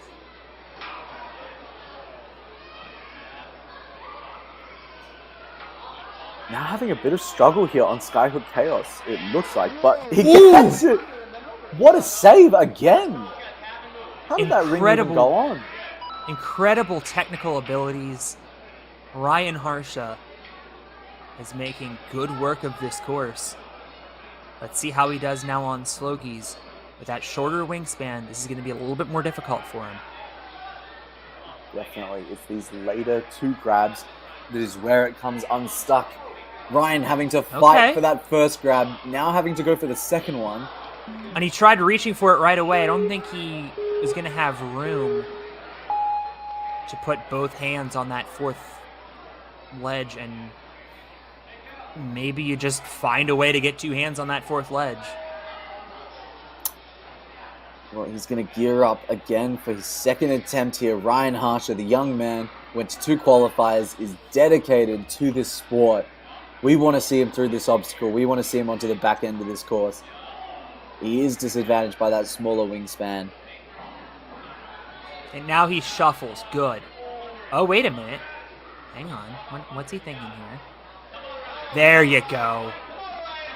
He shuffled both hands and then slips at the last part of that obstacle again. A tough break for Ryan Harsha. He has our absolute respect and admiration, not only for an incredible run, including this glitch in the Matrix, whatever that was, but for the incredible efforts he has put in just to get here to the finals. Although it ended a little bit before he wanted. No, and I'm sure he can be very proud of that run. He had a great placement course run. Unfortunately, just didn't quite get the clear. And it is what it is. It is what it is. And I think Ryan's got a great heart. I think we're going to see him back, just continuing to pursue his love of ninja all throughout the years to come. And that's what's really exciting for me. Oh, this is Sean Arms. Okay. Sean was a phenomenal athlete and just came unstuck in completing the placement course.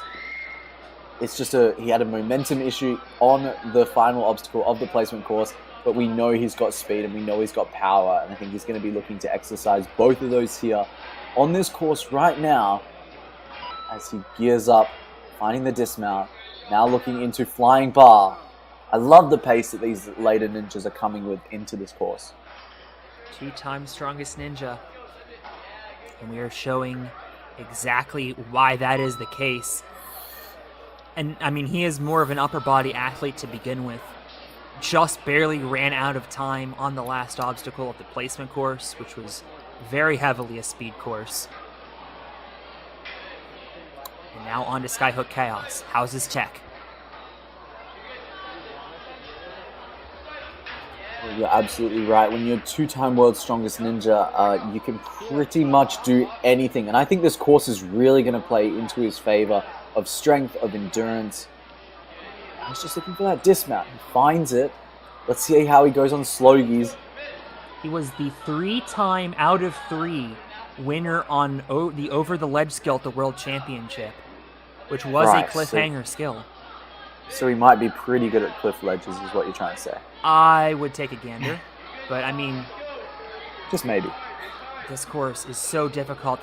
Well, okay, when you can do that. What? Oh, he might have gone over. Yes, he's good. He's good. He did go over. Okay. No, he's still good. He's still in. He got to the platform. First attempt on board drop.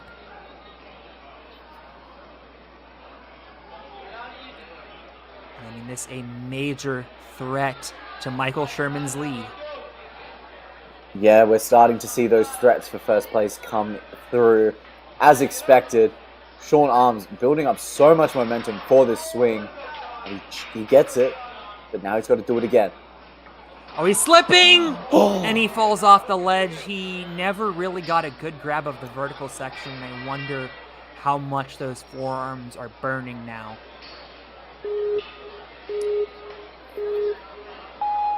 The lights now becoming the prominent light source here in Brooklyn with the sun down. Now gearing up for his second and final attempt on this obstacle. If he can get through this, he'll have another attempt in the bank. But he's already used a great deal of gas on this first one. He's down inside a minute as well. I worry about his ability, both in terms of energy and time, to complete any obstacles after this. Moreover, still has to complete this, and he peeled, ran out of gas. He is so disappointed, but an incredibly strong run from a young man who we are going to see for years to come. Yeah, just all around, such a great run. He was so explosive all throughout the beginning of this. Had a few issues with time, just getting dismounts. Of course, those slopers.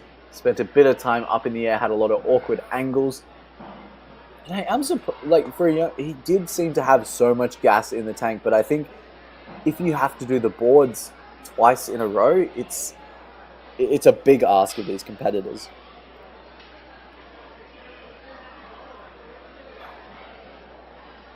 So as we can see here, as we look at the standings, once again, Michael Sherman, our absolute hero of the entire weekend at the moment, still holding on. And who knows, miracles do happen.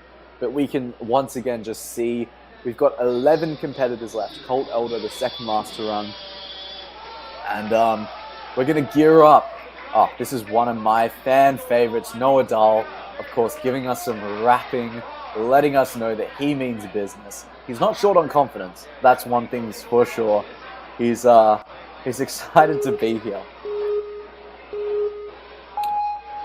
And Ninja is half confidence, half strength, and another half just a mental game and everything in between. But Noah Dahl, one thing he does have is the confidence, and they can thank that to his music career, to his rapping career. Be sure to go check him out if you guys can find his socials and his details. I'm sure all the support you can give him in his music and on this course is well appreciated. As I say that, coming unstuck on the flying bar. Not where he wanted to come out just then. But Noah is going to give it a second attempt. That's why we have this incredible format here.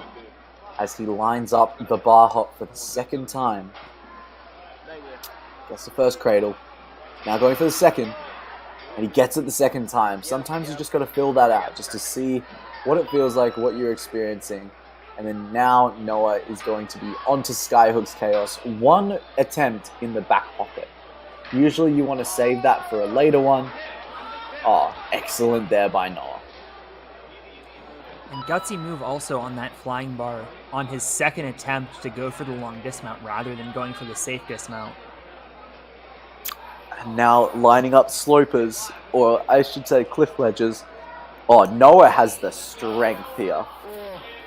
He sure it's looking does. good. Is he going to make the crossover move? He is. Trying to go to the T-ledge that is in play. And easy landing. Noah making quick work of this course. Noah has made one mistake so far, but other than that has really just been a flawless run. And great conservation of energy there. Grabbing the middle of the board straight away. Great idea there. I was trying to build up some momentum. And that's smart too, using the middle of the board closer to the fulcrum. Yeah, that was a really good move on his part to get the momentum quickly going straight away. Now just looking for the dismount. A minute 36 on the clock. This is doable. He's still got to get through a few obstacles if he wants that top spot. 2 more to be specific. But, or 1 more. 2 more, yes. And he will definitely have secured a top spot. 1 more and he'll be on pace with Michael Sherman. And it will be a matter of time to see where he places. Yeah, only Michael Sherman has beaten this so far in this division. But Noah makes the jump. Now he's got to get up to that. He's got to get up to that discus, which is not trivial, as we've seen. Wheels in the platform, and still with 1 retry in the back pocket. By the way, love seeing Joe Capo climb up on this truss to give chalk. With 1 retry in the back pocket, Noah Dahl going to grab this first ledge and then static over to the second. Maybe using struggling that there with the cliff. Maybe using that to build to the jump to the third. That's a second retry, and I have to wonder how much energy he has left. Yeah, you can't fake the cliffhanger. Unfortunately, if you just don't have it in you at the time, it's just not within you.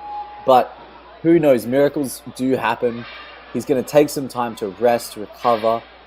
And if Noah can pull this off, it's going to be a miracle. But when those forearms are gone, asking yourself to lash A from the cliffhanger is it's a pretty difficult task. It's definitely one of the toughest things you can ask someone to do in there. Especially on the 8th obstacle of an already extremely difficult course. Yeah. And Noah's grip has just given out.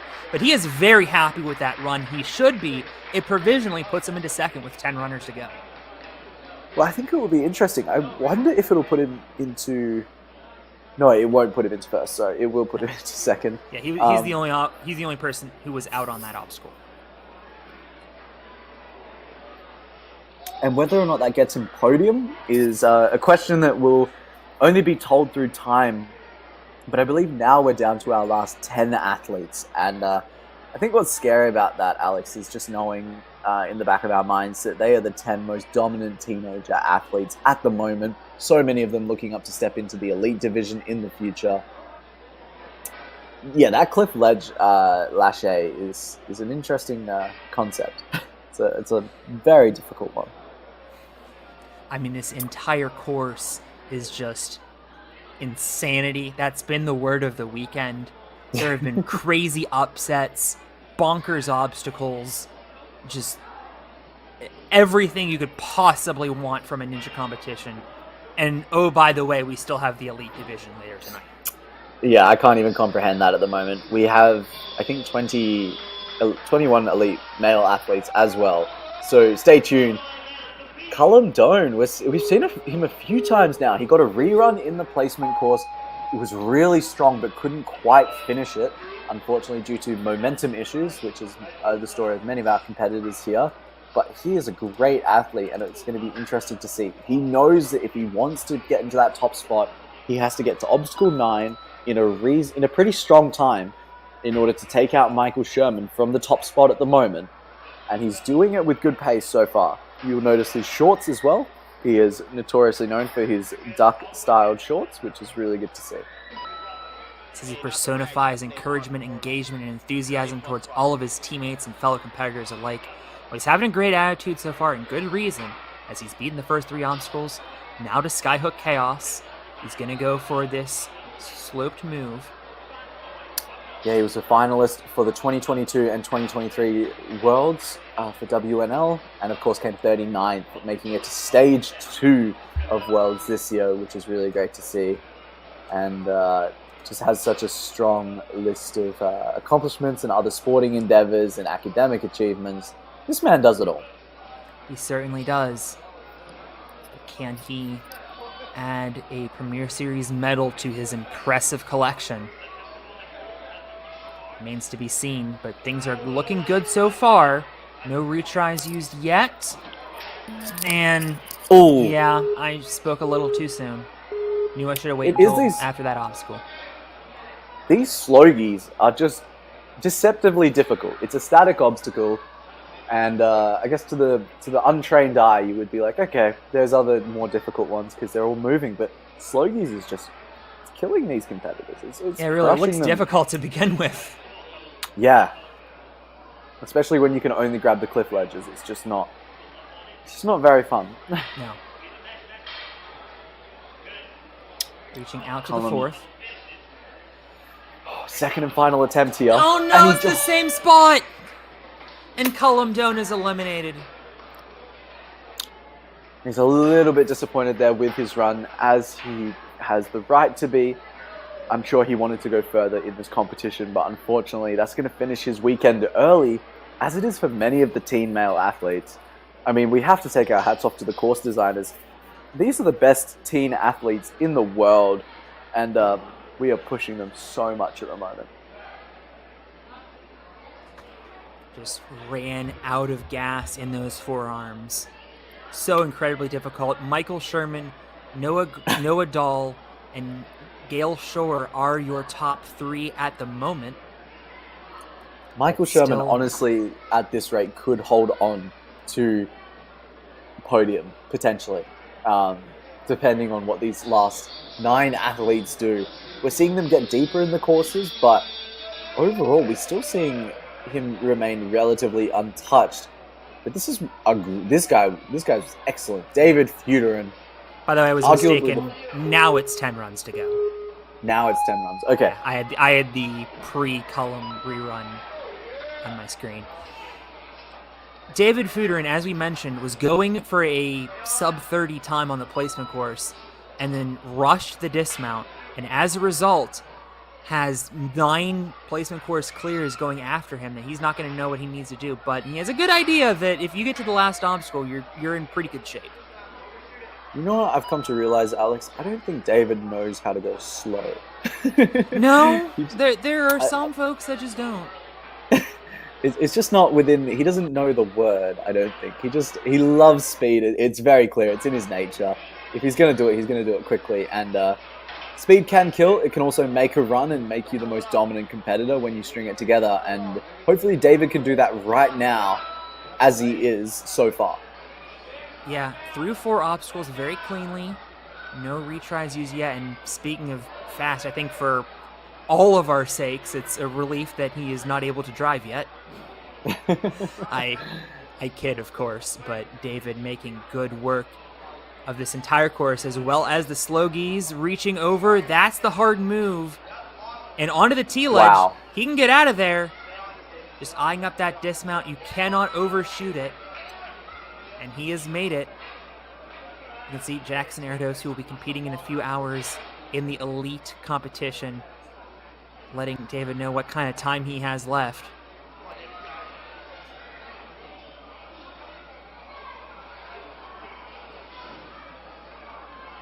Minute 48 on the clock, trying to shimmy his way down the board drop. Makes the grab. You want to get out of that vertical section as quickly as you can. He's doing great so far, though. I mean, David came out early on the placement course, but to be honest, this is looking to be one of the strongest He's runs going we've for the seen. he's going for the platform. I was waiting for No, somebody to he's- do this, and he's got it. Genius. Absolute genius. He has given everyone a beta right then and there. That's why it pays to go later, everyone. That saves 10 seconds, 10, 15 seconds, and a whole lot of energy. And a very Great difficult move. move that we've seen several people go down on. Speaking of Definitely. difficult moves we've seen several people go down on, David Fuderin making the marble run jump, and now needs to get up. Never mind! Okay, well, unlocking beta for the elites, I guess we're not doing that Superman move anymore. David enjoys reinventing the rules here. He wants to just make every innovation possible. He goes in his head and he says, hey, what if I could do that? And then he does it. And now he's saving time, he's saving energy. Does he have it in him, though, to do this cliffhanger lâché? This is a tough lâché. Uh-oh. Yeah, this Comes is, right off. Alex, as you said earlier, this course is requiring everything of our ninjas. It requires every form of skill, every form of strength, and your ability to string it all together in one perfect run. And whether or not David has it within him to make this lâché here is the question of the hour. Second attempt. And he's slipping. Yeah. And David Fuderin has gone down. It's disappointing to see because it was such a strong run up until that point. But the cliffhanger lâché is a killer. It sure is. Going from a vertical limit as well. On only one occasion in, well, I guess at least in the World Championship, have we had an obstacle where you've had to lâché from a vertical limit. It's a very uncommon obstacle. Meanwhile, David Fuderin has just made our course designers think about some modifications that they're going to have to make for these elites to make sure they actually do the obstacle. Remember, you cannot force a certain technique on an obstacle. You've got to design it to force them. As Well, we see we gotta David thank- Fuderin moving to third. We've got to thank David for identifying those things. We've got to thank him for almost doing a sub 30 in that placement course, for being bold, and just being willing to take risks. It's a great part of the ninja culture. Anytime someone breaks the beta, it's so interesting to see how that affects the other competitors.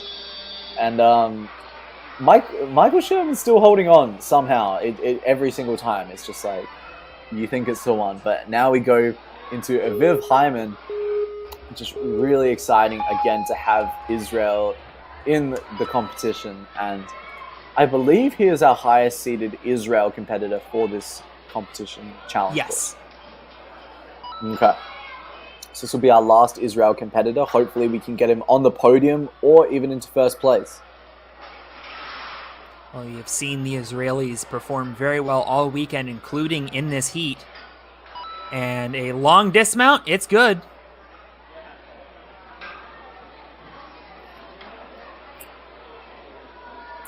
Well, I've just been... let's see if he gets... Oh! missing on that skip move. Going to take a second attempt, and if he decides to go for that jump, he is only going to have one attempt to feel it out. Unless he's going for the skip again. He's going for the skip again. This time he gets it, and he's through immediately. We can breathe a sigh of relief there. He was champion of the Youth League in 2022 for Israel. He's ranked second in the Mature League for 2023 in Israel. And he's put together a bio, and if we can get through this, I will read it, because I just want to read little bits of it, because I found it to be so wholesome. He's looking strong. That is a good display of strength there. Yeah, incredible grip strength by these athletes. He does have one retry still available as he reaches the board drop. 2 minutes to go. Now would be a great time for that bio. Yeah, I love bits of it.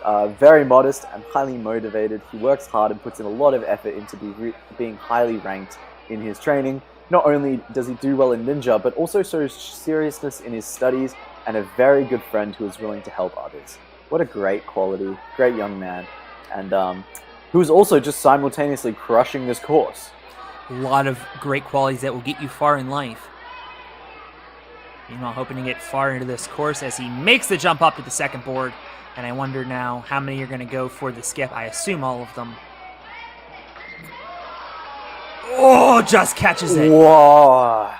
Caught that a was gutful platform, but he has made it. And now on the marble run, we did see David Fuderin go for a skip. But I feel like that skip is actually harder than just going to the discus. We've seen most of the later athletes in the last few waves just get the discus on their first try.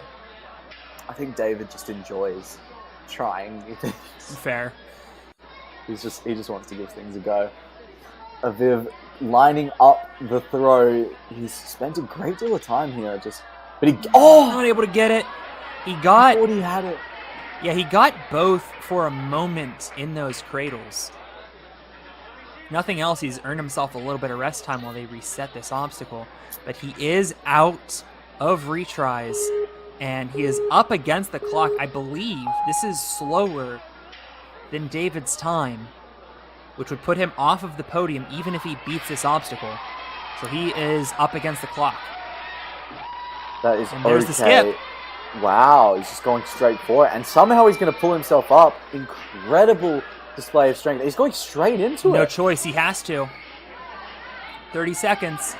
And he slipped off. And that's a fantastic run by Aviv. What a Aviv. Strong competitor. And, I mean, you can tell he's disappointed. He is going to finish off the podium. But an impressive run, and one that will make all of the Israeli fans watching at home proud. Absolutely. And I think the US is learning that Israel is coming to compete, and they're bringing some really strong competitors who not only are going to come to dominate the team divisions, but also the elite divisions later today. So they're going to be ones to watch. Aviv is going to be one to watch as he grows into this sport, has incredible young qualities as a young man, has a great resume and track record. So it's only going to get better from here for him. Completely agree. And speaking of only getting better from here, we are moving on. We just saw the slowest clear in Aviv, which I mean is better than the fastest non-clear. But we are going to keep getting to athletes who went through the placement course even faster. Asa forgot which direction to go. We do have the same start line for both the placement and challenge course. Yeah, had an interesting placement course as well. Asa Solberg, of course, overshot the finish button, but still on a technicality, it was deemed that it counted, and hence why he is placed in the position that he is. But Asa Solberg is ready to go. Looks like we had a bit of a goof. That is Asa. There we go. Hopefully the punches are going to show up correctly. In any event, he's beaten 2 obstacles onto the flying bar. I love how he has no hesitation. Takes the drop in his stride. Now gearing up for that final cradle.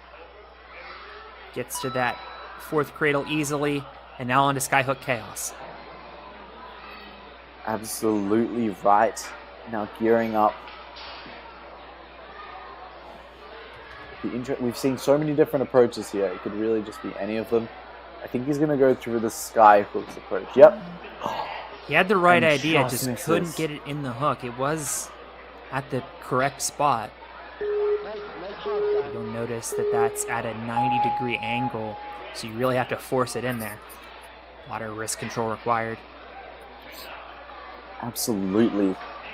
Now There we gearing up, go. gets it the second time, which is exciting to see.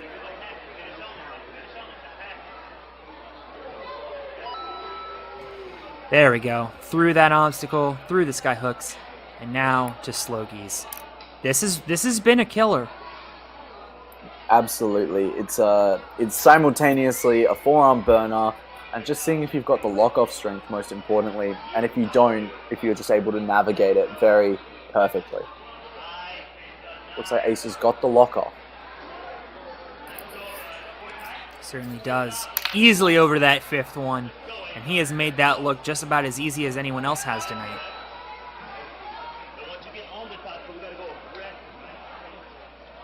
Chalking up for the board drop. Absolutely. Gearing up here. This board drop has taken out so many competitors so far, both on a strength basis and just on doing this big swing here. There is so much momentum that you're required to carry through that small cliff ledge, and when it all comes unstuck, you can just slip off. And you start with basically no momentum because you have to shimmy down to it. Now let's see the approach that he takes here. Is he just going to go straight for the skip? I think he is. Ooh, that looked like it hurt. So he Well, put it they're all on all- the line. Now Jonathan see. Baines taking after Joe Capo climbing that truss. You're just racing up there to give him the chalk. Okay, this is a big one, Alex. This is a... Oh, he was crooked. Yeah. Now, he didn't take the bar off the stopper. Instead, he tried to hop it over, and that caused the bar to not go down evenly. There's not stoppers on the end of that bar, so you really have to make sure it goes down center. Now he's doing the right thing, getting it over the stopper. Gets the jump! And with 35 seconds left, it looks like he's going straight for the platform again. No, he goes for the discus. I think that's a smart move. Well, there is still technically time here for him to be able to complete this obstacle. Asa, of course, is such a strong competitor, but does he have it in the tank to do this vertical limit lache? That's the question of the hour. It's held up so many great ninjas so far. Technically, he Ace has is 2 either gonna- attempts, but he only has 10 seconds. And he slipped off. That is going to be the end of Asa Solberg's run, and I take that back. He actually used his second retry on Don't Worry, There's a Safety Line. His first was on the sky hooks. Strong run from Asa. We're going to have to check the time to Unfortunately, see not if gonna that be puts him enough. on the podium. I still feel like we need to see people through that obstacle. I still have a gut feeling that we're going to get someone through that cliffhanger lache. And it's just going to take a very special competitor, similar to Michael Sherman, which it's now beginning to sink in just how incredible what he did was. And yeah, it's just crazy that on our first competitor, no one has yet caught up. I mean, we do have Oliver Lutman coming up next. If anyone's going to do it, it's probably him. Okay. As we see Let's- Asa in 5th place, despite making that Crazy. course look effortless, he ended up being the slowest 2 little edges tonight. Yeah, David Feuderin still holding on because he made it in 2:31. Not a bad time to that point. But now, yeah, as you mentioned, Oliver Lutman coming up next. That's a big deal because he's, as you said, speed isn't necessarily his biggest strength, but the grip strength, the power, the technique, that's all that Oliver Lutman is known for. And I really hope we see him through this course because we all want to see that final obstacle. We certainly do. Oliver Lutman competed last week in NSC. If I'm not mistaken, won the Burnout event. So definitely a strong athlete. Like we said, undefeated on World Ninja League Championship obstacles until his very last one. For the record, When he won preteens in 2022, he was the only athlete to complete the cheese wedges, which is an extremely hard swiveling vertical limit. That was brutal. So I guess a vertical limit lache is definitely within his arsenal. Yes. The first question is can he get there? And knowing Oliver Luttman, he definitely can. He's got confidence. He went really far in his qualifier, and that was a brutal qualifier. Just really asking so much of the ninjas. Shout out Phil Scott running the chalk, by the way. He looks so comfortable just on that course. Yeah, I mean, he is not tired at all. Completely skipping the T-ledge. He's comfortable, and yet he's still going faster than everyone else. Yeah, I mean, why use more energy than you have to? We're obviously going to see him do the skip here. I wonder what strategy he's going to use on the next obstacle, assuming he gets there, of course. But knowing Oliver, he has this in his wheelhouse, so incredibly strong. And when he won the World Championship in 2020, 14 athletes defeated Stage 3. Oliver was the fastest. I think he cleared in like 108 or something crazy. I don't remember. Now, this is interesting. He is going down. He's not going for the skip. Just reels in the platform and doesn't take a hard landing. Because we've seen a couple competitors take pretty hard landings going for skips. Those are very well padded, of course.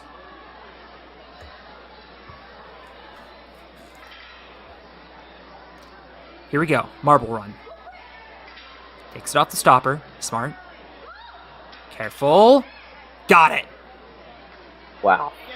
I mean, talk about consistency here from Oliver Luttman. 110 on the clock, 8 obstacles down. He's made this look easy compared to the other competitors, Alex. And now we are staring down little ledges. The most brutal obstacle, but honestly something that plays into Oliver's strengths. If anyone's going to do it, it may very well be Oliver. And Oliver makes the catch! It is going to be Oliver. And we're going to see Oliver him onto Luttman, the final 3-time obstacles. world champion, has moved into first place. We're going to see UFOs again, and he has enough time to take 2 shots at it. If he needs it, hopefully he can get it first go. This is our first real look at this obstacle. Okay, I take back everything I've said. There's definitely a lip on that UFO. Okay. Because he's curling his fingers around it. I think those are the same UFOs we saw on Area 53. Tactical reset, that's smart. I really think you have to go first try there. Yeah, I think that's what we've been told. If you don't go first go, you're just not going to have the momentum to be able to do it. So he's going to try and send it. He knows what he's got to do this time. He goes round the side. He does send it. Grabs that weight plate. Got to do it one more time. And he comes up just short. Staring down the buzzer and just missing it. He's disappointed, but again, we have seen people walk off the course disappointed and then win Premier Series finals because nobody was able to beat their run. Well, that did look like a winning run to me. Completing that final obstacle is going to be a tough beat. Oliver Luttman just has that level of strength that is rightfully unparalleled in this team division at the moment. He's just so strong on those cliff ledge hangers. And part of the strategy moving forward might just be to see how quickly you can get to that obstacle. We know you've got to be there quicker than about 40 seconds left on the clock.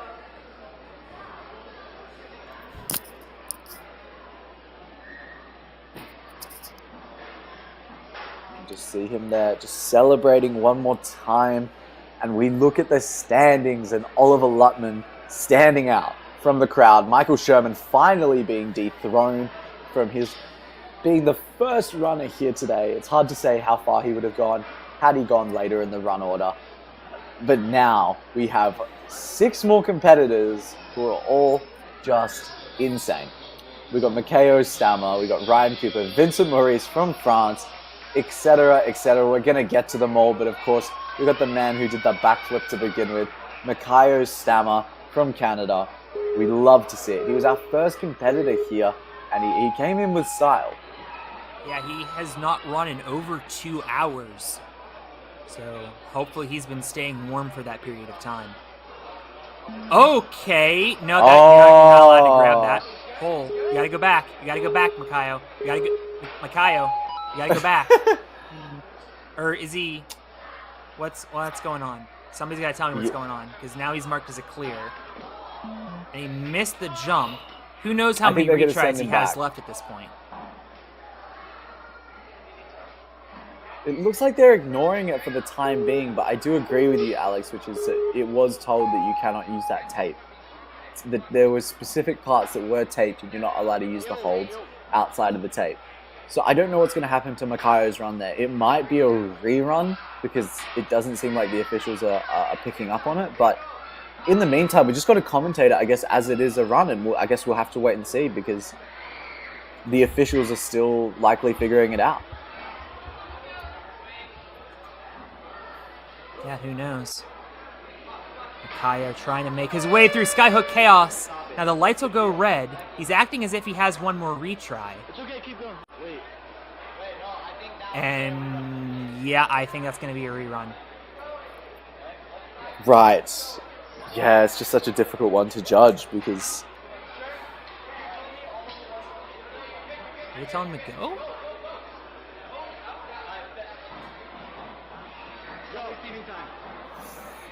This is an interesting one, Alex. We are learning as we go. Okay, so we're timing unofficially, I guess. This is his third and final attempt. No more after this. Makes the jump on the second attempt. Makayo Stammer he's broken through, I'll say that much. Yeah. He's redefining what it means to do the challenge course. And it's not his fault at all. No, I just think it's just a point of confusion, and we'll have to wait and see what the goal is.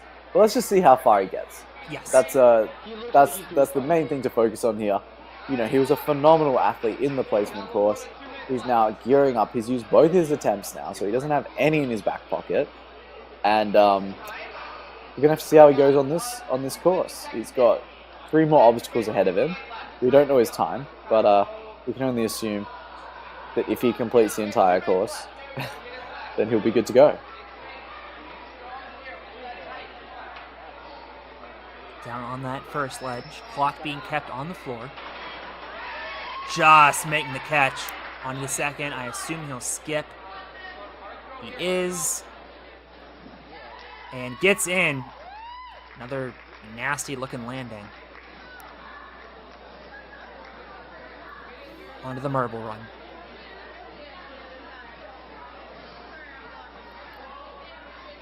And this has been very tricky. A lot of competitors using 2 attempts here. And he's got to remember to take it off this. There you go. Got to take it off the stopper, because otherwise you're not going to come in even. Makes it. Needs to get up to that discus, or is he going for the platform? That's a going for the platform kind of swing. And he catches it with his right leg. Inventive. Yeah, Makayo doing a great job so far. Now does he have it within him? This is really a make or break obstacle, it seems, for these later level athletes. It's, do you have it within you to lash from this cliff ledge? Yeah, and you can see him really having to fight there. We will have to retime, figure out what's going on there. Makayo Stammer, no matter what's going to happen, that is going to be a tremendous run. Needed 2 attempts on a couple obstacles, but he did make very good work getting to the 8th obstacle, being one of the few tonight to beat the marble run, although Little Ledges remains conquered only by Oliver Lutman and Michael Sherman. Yeah, Michael Sherman still blowing us out of the water with that run in the initial stages. To be first up and to still be in second place, bar Oliver Lutman, is not a bad place to be. No, not at all. But now we're going to move into the last few athletes that we have on this roster of team males. It's just going to get tighter and tighter. Oliver Lutman really throwing down such a dominant run that feels hard to comprehend someone beating at the moment. But we've got 5 competitors who could do it. And we've got Ryan Cooper, who's number 1 in the power ranks. Okay, hitting the gritty again. Respect. I think it's his way of building up confidence for himself. Yeah. And I love that this sport gives, young athletes the ability to kind of be superheroes in a way. In very little else are these kinds of lights, this kind of pressure, this kind of attention on you. That's exactly right, Alex.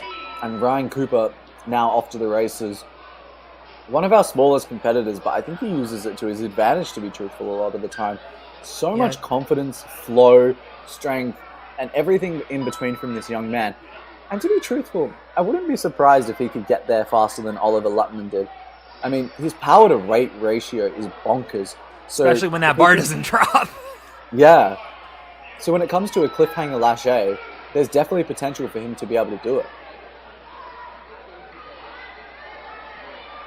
I certainly believe in Ryan's ability to do so. Remember, when he won at Austin, he actually Look at him won go. based on a lâché cliffhanger obstacle. It was the last obstacle, and only he beat it.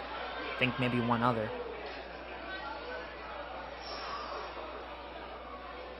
Now we'll see. His wingspan may not help him here on this obstacle. That's going to be a tough sell. Still holding on, though. That was close, and he's going for the skip. Did he get it? Oh my goodness, he got it!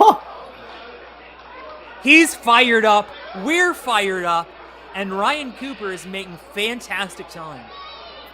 Wow, look at him go. I mean, the audacity to make that skip, it's next level. Good on him for doing so. Hold on, this is something weird.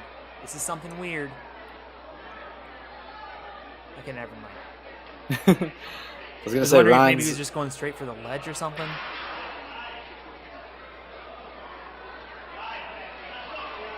So much momentum here. Oh. He has such a great lâché technique, and this is perhaps the fastest time to this point, from my understanding. I think it might be.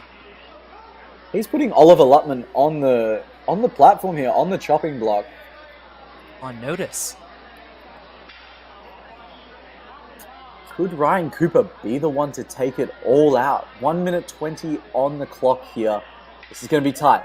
Wow, look at that. Didn't even let it slide down, just powered it immediately. Now is he going for the discus or the landing? Is the power to do both. He's going for the discus and got it. This is fantastic pace. Yeah, it's going to be close. I think he is slower than Oliver Luttman from my understanding now. But if he can do both in the next 54 seconds, which would be a lot, you can see him having to stretch out his arms because he's feeling the lactic pump. He can still secure podium here at the very least, and if he can complete the entire course, he could have what it takes to win. Does he have it in him? This cliffhanger lâché. Oh, he got it! He's got it! This is not faster than Oliver, though. Now, does he have the power to get through this final obstacle? It's going to be hard for him even to get up to the trapeze, which he does. Both retries in his back pocket. He can only use one here. Goes for it immediately, peels. He's fine. And he's going to get another retry here. Yeah, finally a reprieve from the clock. 17 and a half seconds remaining. And he knows now what he needs to do. Can he be our first clear? This would be phenomenal. If Ryan can pull this off here, he doesn't have much time on the clock. He's going to go for it. He sticks the ball. Short again. Ryan Cooper will move into second place. He is very happy with that run, as he should be, and getting some love from his coaches and teammates. Hopefully he didn't hurt his arm too badly on that first landing, but looks like he's okay. Here's a replay of his run. Well, I'm interested to see the timestamps. Ryan Cooper is going to be one to watch in the years to come. That is being solidified here today. He made innovations. He took risks. He had a perfect run up until the final obstacle, and just coming short of Oliver Luttman's time. So, unfortunately, he's not going to be in first place, but he is in contention for podium here, provided that the other ninjas can't quite get there in that same time. And then obviously the commitment there. Tremendous commitment, tremendous body awareness and body control. He did beat out Michael Sherman to that obstacle, and Michael Sherman currently on the precipice of the podium with a couple runners to go. Oliver Luttman, though, remaining unbeaten. He has never been beaten in a world championship setting. Okay, well But that's very rarely have there been runners after him to try to take him down. Here's Vincent Maurice out of France. We have Axel C in the chat wishing Vincent Maurice luck. Definitely let us know what competitors you're rooting for in the chat. Here's Vincent looking to make France proud.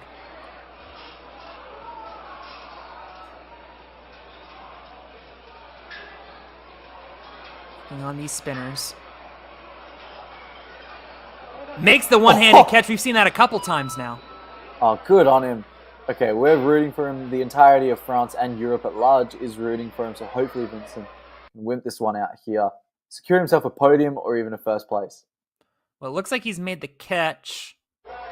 There we go. The bar did drop on him, but he is able to get to the fourth cradle, and he's through.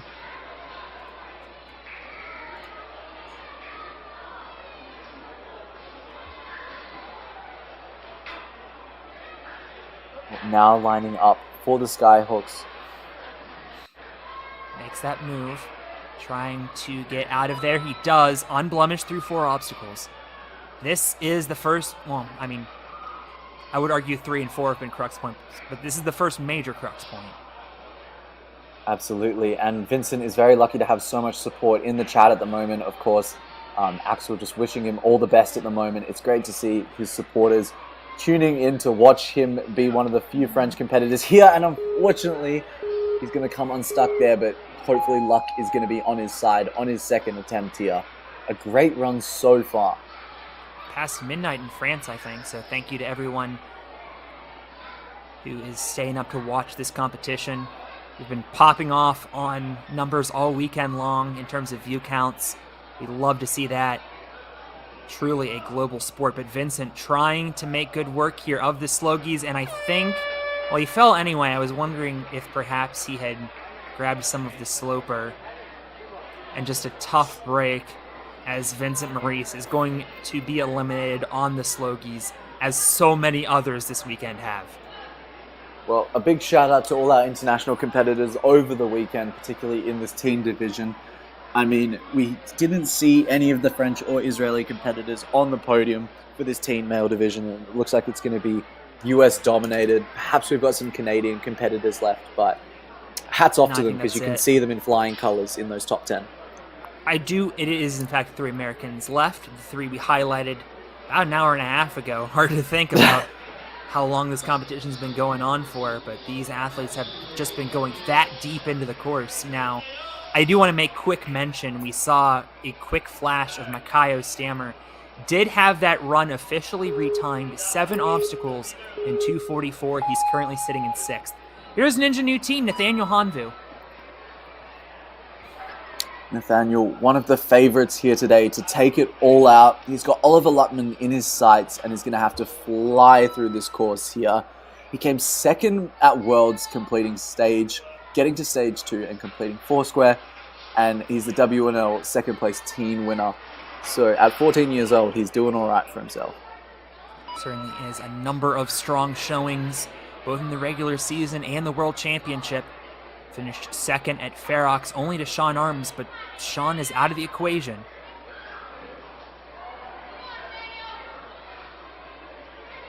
Needs to make that hop. He does. He kind of did it almost backwards. That was weird. Well, he's looking good here now. Coming into Slogies, these cliffhanger ledges are tough, and whether or not he has it in him is what we're going to find out right now. Gets the dismount. Says he can solve a 2x2 Rubik's Cube in less than 4 seconds. That scrambling ability will be very key on some of these later obstacles. A lot of problem solving you need to do, especially with multiple routes. Well, this marks his 7th year in the sport. He's been competing since he was 7 years old, so really dedicated. I was about to say, Nathaniel, you know there's a ledge there, right? But he got down to the ledge, built up some momentum. That was smart. Catches the platform. Minute 50 to go. Onto the marble run. This is great pace.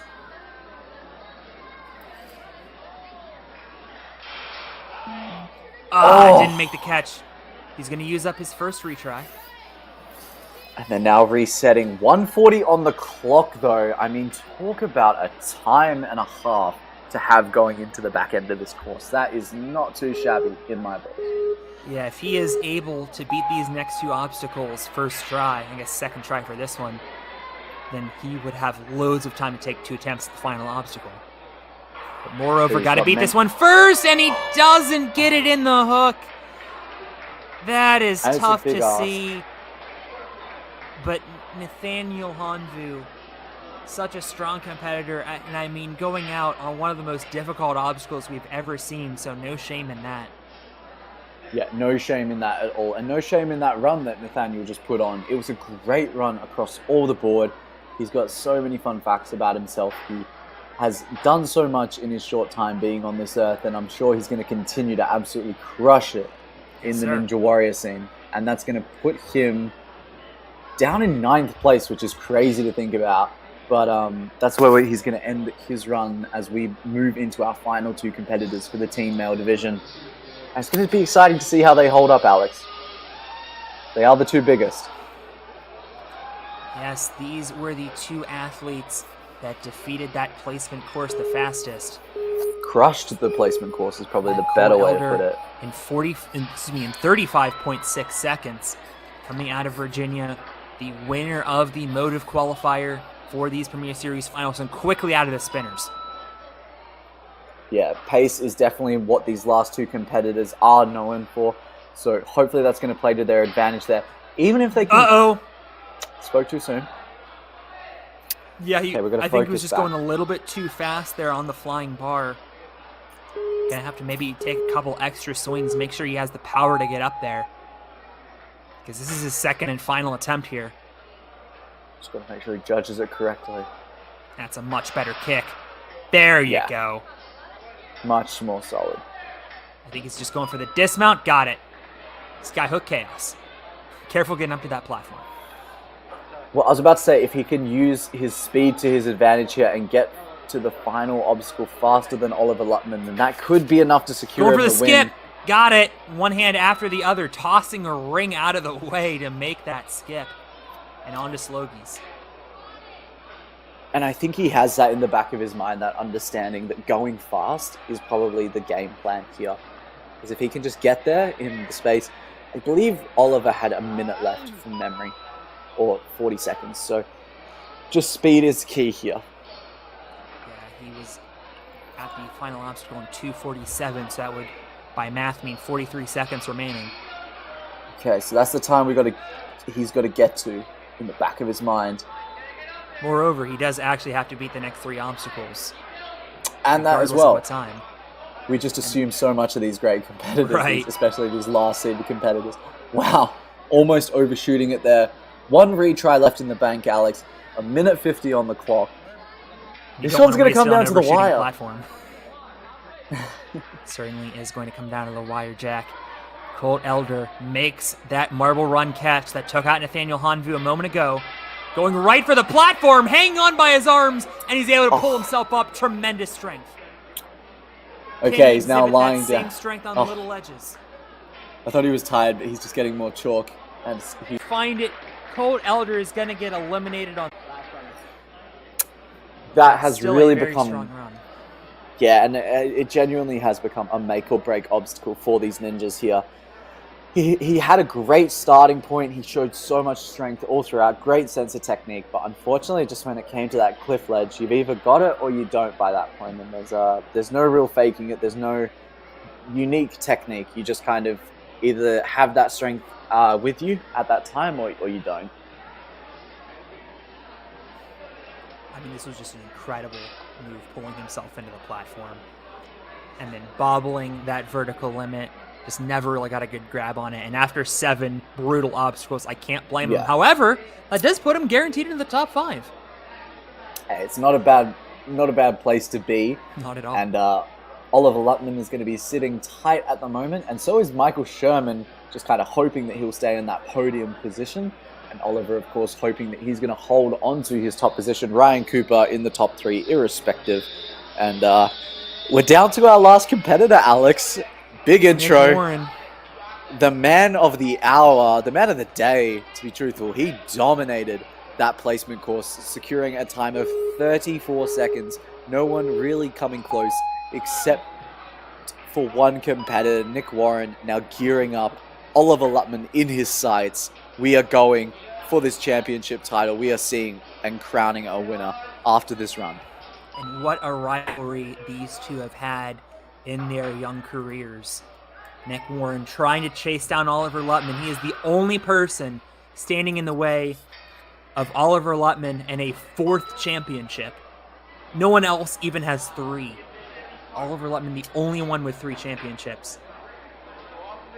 Nick is going to be doing everything in his power to try and go further and faster than Oliver. Great move there.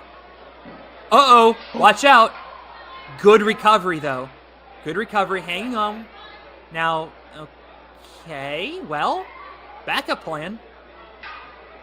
And now making that move. Nobody else has had to make it, but Nick did. He's through. Wasted a lot of time and energy there. Yeah, a lot of time is the main point there. But Nick knows how to go quickly.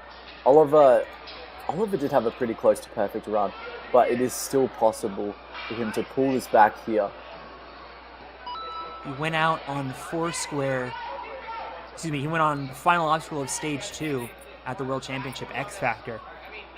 That was the first time in 6 World Championships that Nick Warren has fallen before stage 3. So he definitely has a lot of power and strength. Still hasn't claimed a championship yet. Today could be his day. He's really going to have to get after it here. Nick Warren has done so well in the placement course, but now he's fighting for his position, fighting for his life in this top 3, securing that top position. He's got 1:30 on the clock. Arguably not fast enough to beat Oliver Luttman's time to the final obstacle, and as a result, he's likely going to need to complete all 3. He's got a bit of gas in his forearms now, so we're going to have to see what he's got left as he lines up, gets the first one. But if anyone has that last obstacle, it's got to be Nick Warren. It just has his name written all over it. Gets through the marble run, now to little edges. Absolutely, and now lining up for this last area, Alex. It's a make or break point here, really. You know, it's either you've got this cliffhanger ledge or you don't, and we're about to find out. Truth will be told. The truth will come out. Oh, and he just misses it there a little bit. Now, he's obviously famous for doing a vertical limit move in this building. Misses the first try, and now he's starting to feel the clock up against him. Oliver Luttman is sitting pretty right now. Nick Warren has 39 seconds to complete the next 2 obstacles to finish atop the podium. In fact, he's got to beat this obstacle to finish on the podium at all. Yeah, this is going to be a close call, Alex, here. Nick lining up for the second lache. Does he have it within him? Oh, we got it! He gets it! 22 seconds. He's going to have 1 shot at the UFOs.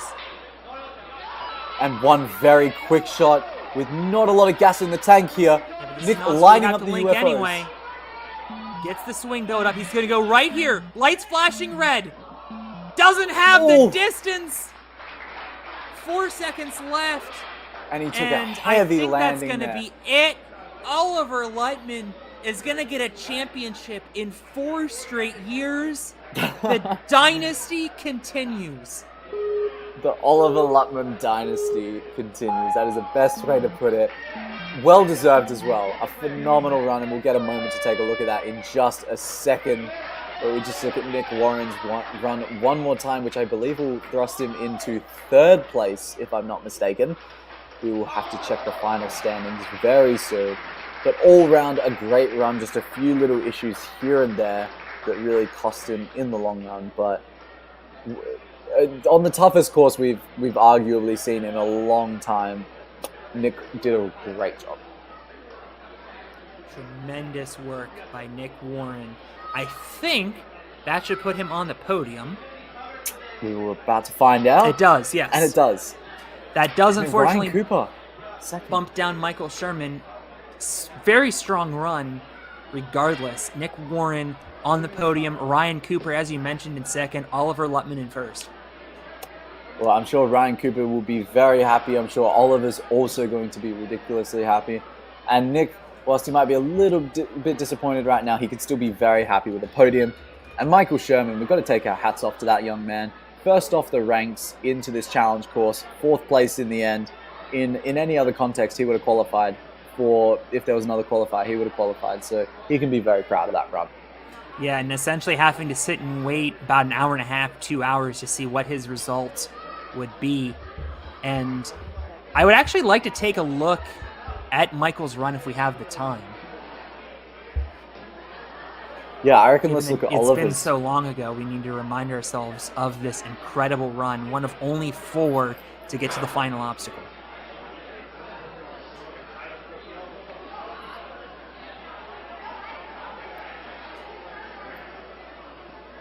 You can see in the background the elite women warming up. They're going to be going here in just a bit.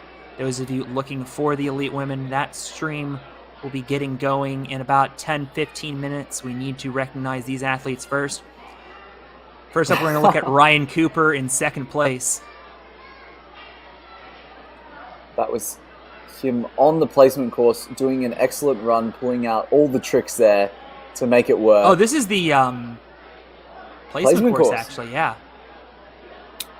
A little bit of deja vu there. We will be seeing that once again with the elite females very soon, and then of course with the elite males, where I think they're going to absolutely obliterate that placement course. Yes. And just flow like no tomorrow. But I think we're going to potentially see Ryan Cooper's run. Yes, here's Ryan Cooper's challenge course run. You know, Ryan Cooper wasn't in the highlights. He wasn't in the athlete profiles. But as you said, any athlete on any given day in this division can take it out. And to be truthful, Ryan is just... He is one to watch now. He's clearly established himself as a force to be reckoned with in this sport. He certainly has earned every accolade he's gotten so far. Truly a bundle of energy. Such great power to weight ratio, as you've mentioned. Obviously, being a little bit lighter, it's a little bit easier to hold his body up. But, I mean, the fact that he is, you know, one of the smaller competitors and can make throws like that is just outstanding. Yeah, his laches are really top notch. And if we have a moment, it might be worth pulling up Oliver Luttman's run just once again, just to take a look at it, see our winning run. He did make it look fairly easy, and I think that's just an attribute to how good he is as a ninja and why he is our 4-time champion. Making the static on the spinners. I mean, he was just so efficient throughout this entire run. Yeah, efficient is probably the best word to describe it. He was efficient because he's good, and just great mental mapping, great thinking through everything. And just really, I think he's going to be great to see in the elites one day. Yeah, I think he still has one more year of teens, but we will be seeing him in the elites for sure, and he is going to be a force to be reckoned with. Of course, had that tactical reset, and then just barely came up short here, taking one extra backswing, and then just missing out on the cliff. Philip Scott, his coach, has got to be so proud of Oliver Luttman, championship number 4. Yeah, it's not bad. Not a bad track record there. And, just looking through these standings, what a lineup. I mean, 21 competitors, and it feels like we've been through every kind of emotion through this division, ups and downs and everything in between. So, yeah, truthfully, it's been such a great competition, and I believe we're almost ready with the podium presentation, so that's going to be really great to see here, giving that recognition to these athletes for the incredible work that they've done.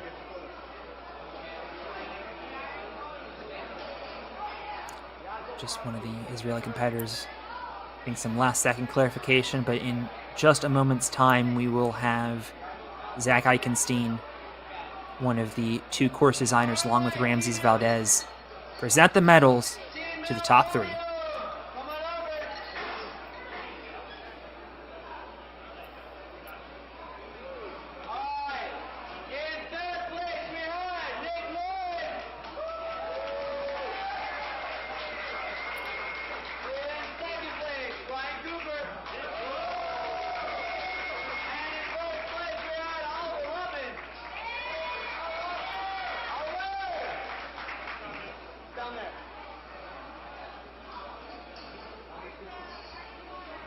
And what did I say after Oliver Lettman's run? He came off disappointed. But how many times already have we seen runners be disappointed and still win? That has happened to Oliver Lettman, and yet he still finds a way to be disappointed. Well, it's a run he could be really happy with. He's a strong ninja. He's got so much potential in this sport. Nick Warren, Ryan Cooper, all of these individuals are well-deserving podium finishers, and they can be super proud moving forward. And it's a beautiful part of the sport. It truthfully is. I think they all take it very seriously. But Alex, the fun really doesn't stop here, because it's only about to pick up. It's crazy to say, because it's almost been exhausting how insane these teams have been. But now we're moving into the elites. We're moving into the big leagues, and I might leave you to promo that a little bit now. Fair enough. Everybody go get a bite to eat, because we should be back in about 15 minutes with the elite women, and the elite men, I'm guessing, will start closer to maybe 8:30 based on our current pace. We have some world champions coming up. We have some of the best to ever grace our sport. It is going to be so much fun to watch. The 2-part main event is coming up on Championship Sunday.